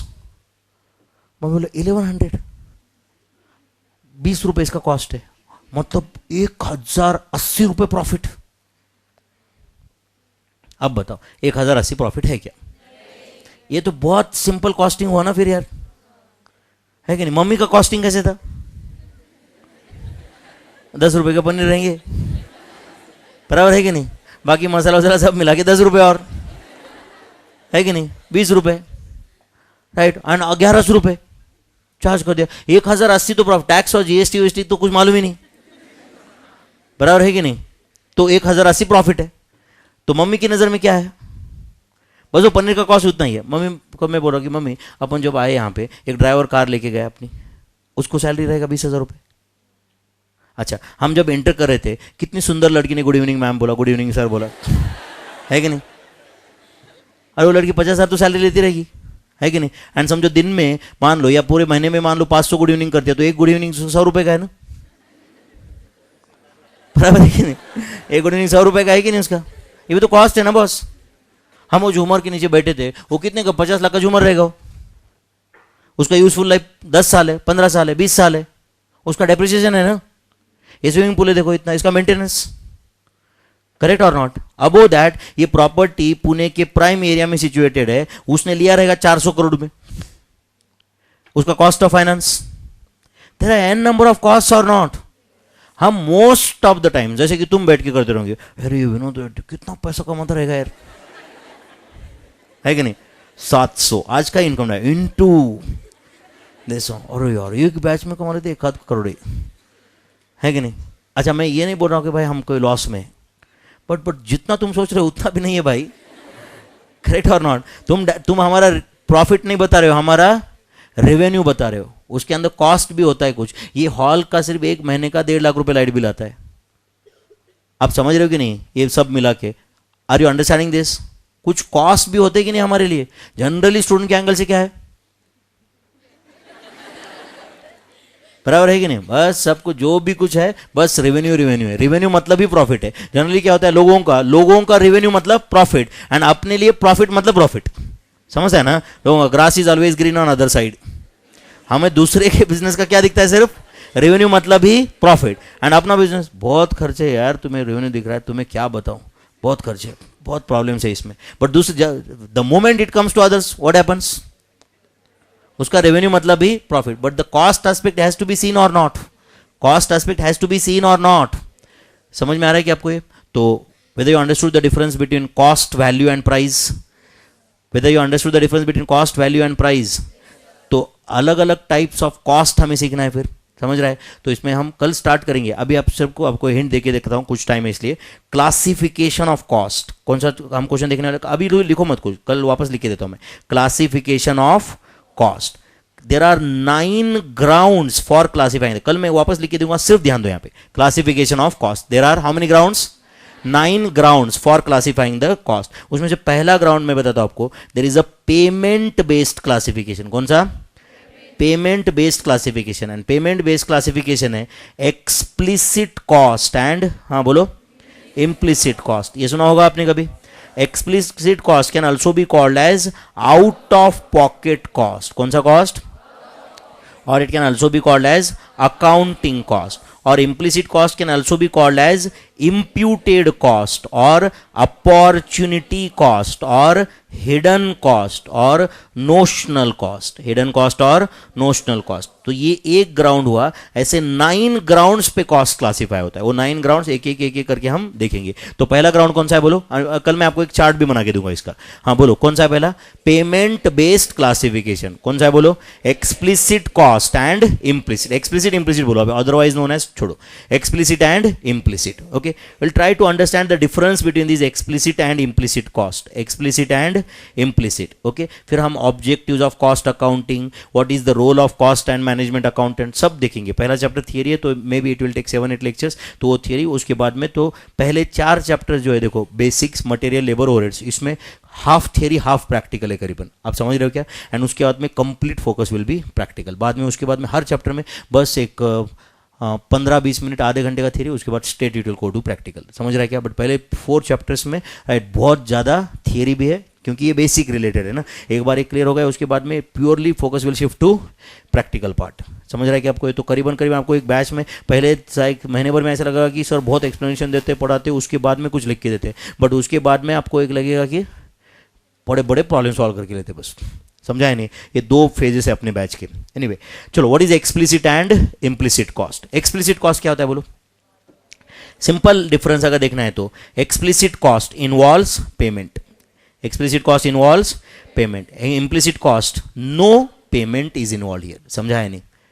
explicit cost is otherwise known as accounting, इसमें नाम लिखा है accounting और out of pocket cost। कौन सा? accounting और, बोलो फटाफट, out of pocket cost। whereas implicit cost is, हाँ बोलो, opportunity cost और hidden cost और notional cost और imputed cost। समझ में आ रहा है कि आपको ये? अच्छा, बताओ एक आधा एग्जाम्पल explicit cost का और implicit cost का। Example, salary paid to employees, explicit cost, electricity bill, explicit cost, correct or not? Telephone bill, rent of the premises, explicit, rent foregone, implicit cost। समझा क्या आपको? rent foregone मतलब क्या होता है? अभी ये मेरे प्रीमाइसेस है, समझा है नहीं? मैं यहाँ पे बिजनेस करता हूँ अपना, मेरे खुद के ओन प्रीमाइसेस है, but if I would have given this on rent, I would have earned 50 lakhs rupees rent. 50 lakhs rupees is the rent foregone, 50 lakhs is the rent foregone, is an opportunity cost for me, is an, बोलो, opportunity cost for me। Are you understanding this? अच्छा, interest on own capital, interest on own capital, मैं लेता नहीं अपने business से, but मैंने introduce किया हुआ 2 करोड़ का कैपिटल है, उस पर मान लो मैं बैंक में इन्वेस्ट करता या कहीं और इन्वेस्ट करता तो कम से कम 6% रिटर्न मिलता मुझे। तो 2 करोड़ का 6% मतलब 12 लाख रुपए। 12 लाख रुपए इज द इंटरेस्ट और not? Whether I will take from my own business? No, but it is opportunity cost or not? It is opportunity cost for my business. If you treat Vinod Reddy and Vinod Reddy's business as 2 different concepts, correct or not? 2 different things, then definitely there is an opportunity cost for Vinod Reddy's business or not? There is interest on own capital। समझ रहे हैं? या समझो मेरे office में ही, let us से मेरी wife आके काम करती है समझो, एंड उसको मैं कोई सैलरी वगैरह पे नहीं कर रहा हूँ, आप समझ रहे हो क्या? बट अगर वो वही सर्विसेज, वही काम कहीं और करती, किसी दूसरे ऑफिस में करती, तो she would have got 50,000 rupees per month। She would have got 50,000 per month. So 50,000 rupees per month is an opportunity cost of right putting her in my office or not. उसको मेरे office में ही काम करके right काम करवाने के लिए ये मेरे डिसीजन का अपॉर्चुनिटी कॉस्ट है ना 50,000 रुपए पर मंथ.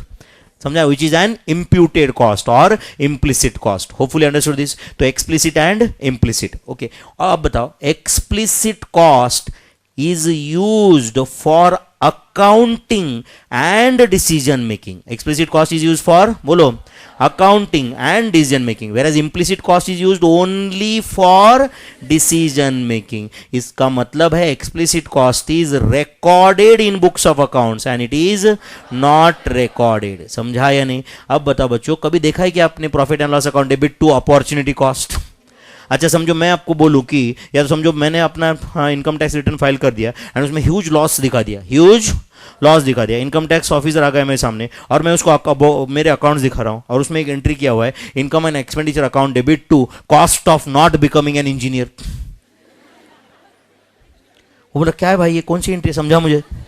राइट, मैं समझ रहा हूँ. देखो मैं 12th के बाद में मेरे पास मेरा IIT में नंबर लग रहा था, उसके बावजूद मैं CA में आया, उसके बावजूद मैं CA में आया, मैं CA कंप्लीट किया. करेक्ट और नॉट? अगर एंड उसी सेम समय पे जो मेरा दोस्त है वो IIT में गया, मैं भी जा सकता था उसके साथ में, वो गया, आज उसका सैलरी 3 करोड़ है. तो if I would have been at that place I would have earned 3 crore. तो इट्स अपॉर्चुनिटी कॉस्ट. वो बोलेगा भाई तेरा अपॉर्चुनिटी कॉस्ट सिर्फ डिसीजन मेकिंग के लिए रहने दे, अकाउंट्स में मतला, अकाउंट्स में मतला. You cannot bring it in accounts. You cannot record these costs. You cannot बोलो record these costs. You can use it only for decision making. Decision making के लिए ठीक है, but you cannot use it for accounting. तो explicit cost is recorded, implicit cost is not recorded. Explicit cost can be objectively determined. Can be बोलो objectively determined as it involves payment. As it involves payment, whereas implicit cost is subjective in nature as it is based on everybody's estimations. For example, अब सुनो, ये classroom मेरा owned है, ये rent पे देता तो मुझे कितना पैसा मिलता? अब बताओ बच्चों, ये तो मेरा एस्टिमेट हुआ ना, करेक्ट और नॉट? ये मैं रेंट पे देता, अगर मैं ये तुम्हारा बैच छोड़ के और कुछ करता सेम समय पे तो मैं कितना पैसा कमाता? ये तो मेरा एस्टिमेट है ना, करेक्ट और इसमें कोई पेमेंट इन्वॉल्व नहीं है, तो it is based on my estimates. तो it is subjective in nature or not? It is बोलो सब्जेक्टिव इज नेचर. समझो मुझे कोई आज एक मेरा दोस्त मिल गया समझो जो CA प्रैक्टिस कर रहा है पुणे में, और वो बोल रहा है कि विनोद तेरे जैसे एम्प्लॉय का मुझे काम है यार. ओके, तेरे जैसा थोड़ा एनालिटिकल माइंडेड अगर इंसान रहा ना तो मेरा बहुत सारा काम टाइम बच सकता है. मैं बहुत सारे बड़े प्रोजेक्ट पे काम कर रहा हूँ, प्रोजेक्ट फाइनेंस का काम है मेरे पास, प्रोजेक्ट रिपोर्ट्स बनाना है, तो तू मेरे ऑफिस में आके काम कर सकता है क्या? मैं बोला करूंगा, क्यों नहीं. वो बोला कि सुबह 7 से 9 आना पड़ेगा हर रोज, सुबह 7 से 9, एंड तुझे 1 महीने का मैं 20 लाख रुपए सैलरी दूंगा. 1 महीने का कितना सैलरी दूंगा? 20 लाख रुपए सैलरी दूंगा. अब बताओ 20 लाख रुपए forgone is the cost of conducting your batch. Is a बोलो cost of conducting your batch. Can I bring it in books of accounts? Can I record it? तो where it should be used? Where it should be used? Only for decision making. Only for decision making. तो cost accounting data plus some other cost, right, should be used for decision making or not? Real life question की बात करना है तो समझो कल जाके तुम्हें घर पे कोई बोल रहा है कि, या घर पे डिस्कशन चल रहा है कि चलो यार कौन सी कार बाय करना चाहिए, कौन सी कार बाय करना चाहिए. इट इन्वॉल्व्स कॉस्टिंग डिसीजन और not? It involves costing decision और नॉट? समझो ये इस बच्चे के घर पे उन्होंने फाइनलाइज किया कि let us they are going to buy a Honda City. They are going to buy a Honda City. इसके पापा बोल रहे होंडा सिटी डीजल बाय करेंगे, जबकि इसका भाई बोल रहा है कि होंडा सिटी पेट्रोल बाय करेंगे. Whether to go for a petrol car और डीजल कार, डिसीजन है कि नहीं? जिसमें कौन हेल्प करेगा? कॉस्ट अकाउंटिंग विल हेल्प और नॉट? कॉस्टिंग विल हेल्प और नॉट? What will help? बोलो कॉस्टिंग विल हेल्प और not? Are you understanding this? कल जाके कंपनी को डिसीजन लेना है कि वेदर टू कंटिन्यू और whether to shut down. Whether to continue और shut down. Who will help? Cost accounting data, cost accounting techniques, cost and management techniques will help them or not? Are you understand? Whether to make the raw material or buy the raw material. Whether to make the raw material or buy the raw material. Toss करके थोड़ी decision लेंगे. आप समझ रहे हो क्या मैं क्या बोल रहा हूं? समझो कल जाके होंडा में डिसीजन मेकिंग है उनको, राइट? होंडा के पास डिसीजन लेना है कि होंडा सिटी के लिए whether we will make our own tyres for the cars or whether we should buy the tyre directly from MRF or Bridgestone or let's say Goodyear. ये इसमें से किसी से बाय करना है या we should make our own tyres. क्या करेंगे? टॉस करेंगे क्या हो? Right? Cost accounting data will help और नॉट? समझ रहे? So there are so many objectives of cost accounting. कल मैं आपको लिख के भी दूंगा ये धीरे धीरे एक एक क्वेश्चन का answer. But there are some objectives of cost accounting और नॉट. ऐसे तो नहीं होगा कि बस कोई भी डिसीजन ऐसे ही इंस्टिंक्ट से या सिक्स सेंस से लिया जा रहा है. आप समझ रहे हैं? इंस्टिंक्ट से नहीं नहीं नहीं करते, ऐसा नहीं चलेगा ना बॉस, राइट? क्योंकि ये डिसीजन में 1000 करोड़ 2000 करोड़ 5000 करोड़ इन्वॉल्व है. तो decision has to be more systematic और नॉट. इसके लिए cost accounting will help you. Cost accounting will help you. अरे सिंपल डिसीजन भाई, तुमने राइट एक घर पे एक वॉशिंग मशीन बाय करना चाहिए या डायरेक्ट लॉन्ड्री वाले को कपड़े देके उससे धो के प्रेस करवा के लेना चाहिए. ये भी एक डिसीजन है ना, ये भी एक बोलो डिसीजन है. करेक्ट ना? Even in this decision costing is involve और नॉट? Costing is involve. कौन सा बाइक बाय करना चाहिए, इसमें भी कुछ ना थोड़ा बहुत कॉस्टिंग इन्वॉल्व है या नहीं है? Are you understanding? तो cost accounting will help you in various aspect, right? For cost ascertainment, for cost estimation, for cost control, cost reduction. Correct और not? It will assist the management in various types of decision making. Correct और not? Sir जाइए, ये तुम्हारे notes है. इसमें ये colour cover दिख रहा है आपको, दिख रहा है कि नहीं? अच्छा, ये कलर कवर का प्रिंटिंग कॉस्ट रहेगा कुछ 20 रुपए पर बुक. समझो कितना? 20 रुपए पर बुक. तो 20 रुपए पर बुक इंटू मान लो 700 स्टूडेंट, कितना पैसे गए इसमें? 14,000 रुपीज सिर्फ कवर प्रिंट करने के लिए. करेक्ट और नॉट? अगर इसको मैं ब्लैक एंड व्हाइट कर दिया ना तो यही काम 10,000 में हो जाता, सॉरी 1,000 में हो जाता. तो 14,000 की जगह कितने गए? 1,000. तो कितना पैसा सेव कर सकता था मैं? 13,000. एंड 13,000 में तुम सबको एक दिन में पिज्जा खिला सकता था ना, या वड़ा पाव खिला सकता था, जंबो वड़ा पाव. क्या ऑप्शन बेटर था? और सेकंड वाला ऑप्शन बेटर था क्या? इसको ब्लैक एंड व्हाइट करते एक वड़ा पाव आ जाता था. आपको लग रहा है सर बेटर था? अच्छा मुझे बताओ, इसको ब्लैक एंड व्हाइट करके क्या इसकी यूटिलिटी कम हो जाती? इसकी क्या यूटिलिटी कम हो जाती बताओ ना मुझे. कुछ भी यूटिलिटी कम नहीं होती, सिर्फ वो थोड़ा दिखता नहीं अच्छे से. आपको लगता कि नहीं यार ये थोड़ा इकोनॉमी टाइप है. यूटिलिटी में कोई डिफरेंस था क्या? बताओ, यूटिलिटी में कोई डिफरेंस था क्या? इनफैक्ट इट हैव बीन और अच्छा रहता ना यार, ब्लैक एंड व्हाइट. ये जो भी कुछ रहेगा और अंडरलाइन करने के लिए ज्यादा आसान है ना. पहले से उसमें कलर है और एक कलर ऐड करने से बेटर है ना. समझ रहा है कि नहीं? यूटिलिटी वाइज कोई डिफरेंस है क्या? बताओ. तो बताओ, मैंने डिसीजन ले लिया कि let us not spend this, पूरे नोट से थोड़ा बहुत बाहर से ठीक ठाक दिखने के लिए कलर कवर कर दो और ये ठीक ठाक रहने दो. करेक्ट और not? My cost control programme, my cost बोलो control programme, cost reduction programme. Correct और नॉट? तो कॉस्ट अकाउंटिंग में खुद अगर कॉस्टिंग पढ़ रहा हूं तो I should apply it also ना. करेक्ट और नॉट? अननेसेसरी चीजों पे I should not waste the money ना. करेक्ट? मैं कोई वेस्टेज है ऐसे ही नहीं बोल रहा हूं, बट मुझे ऐसा कोई वैल्यू एडेड फीचर नहीं लगा, कोई वैल्यू एडेड फीचर नहीं लगा. Are you understanding this? समझ रहा है? तो there are various aspects in which cost accounting can help us और नॉट. कौन से एस्पेक्ट्स होते हैं? कॉस्ट असर्टेनमेंट में, कॉस्ट एस्टिमेशन में, कॉस्ट कंट्रोल में, कॉस्ट रिडक्शन में. एंड एक सेंटेंस में बताना है तो cost accounting will assist the management in various decisions making, like make और बाय डिसीजन, कंटिन्यू और shut down decision, optimum product pricing decisions. Correct है? अब मैं 6 सब्जेक्ट पढ़ाता हूं सीपीटी से फाइनल, समझो 6 सब्जेक्ट पढ़ाता था मैं. इनफैक्ट अब 1-2 सब्जेक्ट कम, 6 सब्जेक्ट पढ़ाता था. तो मुझे लगा कि नहीं यार ये 6 सब्जेक्ट में मैं 12, 13, 14 आवर्स पर डे पढ़ाता, कई साल पढ़ाया. ओके, मुझे लगा कि नहीं यार I should give some more time to my daughter now. Okay, and I want to reduce the time to from 14 hours to let's say 9 hours per day. तो कौन सा सब्जेक्ट मैंने पढ़ाना छोड़ना चाहिए? कॉस्टिंग एंगल से एंड कमर्शियल एंगल से, emotion नहीं. हाँ बोलो. तो मैं ऐसे 6 चिट्ठियां डालूंगा और कैच कर लूंगा 2, एंड 2 जो कैच करूंगा वो सब्जेक्ट बंद. ऐसा होगा क्या? क्या करना पड़ेगा मुझे? ये भी तो मैं टीचर हूं तो मैं यही नॉलेज अपने डिसीजन मेकिंग भी तो यूज करूंगा ना. 6 सब्जेक्ट फाइंड करूंगा, सेल्स फाइंड करूंगा उसका लास्ट ईयर का, राइट, वेरिएबल कॉस्ट फाइंड करूंगा, कंट्रीब्यूशन फाइंड करूंगा, कंट्रीब्यूशन पर आवर फाइंड करूंगा, सब्जेक्ट को रैंकिंग दे दूंगा, उसके हिसाब से मैं देखूंगा कितना टाइम अवेलेबल है, उसके हिसाब से रैंकिंग के हिसाब से वो सब्जेक्ट को टाइम दे दूंगा, बचे हुए सब्जेक्ट ड्रॉप कर दूंगा. यही कंपनी भी करते रहेंगे ना, फिर they might be ranking for the products also और नॉट. करेक्ट? कहीं ना कहीं जो भी हम ये बुक में पढ़ने वाला है it will be used in actual business also और नॉट. ऐसा तो नहीं है कि ये सिर्फ थ्योरेटिकल है. मैं अगर कोई बिजनेस कर रहा हूं यहां पे तो ये नॉलेज मैं अपने बिजनेस में भी तो यूज कर ही रहा हूं ना फिर. करेक्ट और not? So there are various objectives of cost accounting. Okay, तो धीरे धीरे धीरे आगे और डिटेल में डिस्कशन करेंगे. आज पहला दिन है, आज कोई ओवरडोज नहीं करता तुम्हारे लिए. तो will stop here for the day and you please collect the notes. After this immediately there will be accounts time. Class का टाइम क्या है? 9:20 को अकाउंट्स का क्लास यहाँ पे होगा. कल सुबह शार्प 7 बजे क्लास स्टार्ट करेंगे. इनफैक्ट पहले आओगे तो ज़्यादा बेटर है. Shall we stop here for the day? Thank you very much.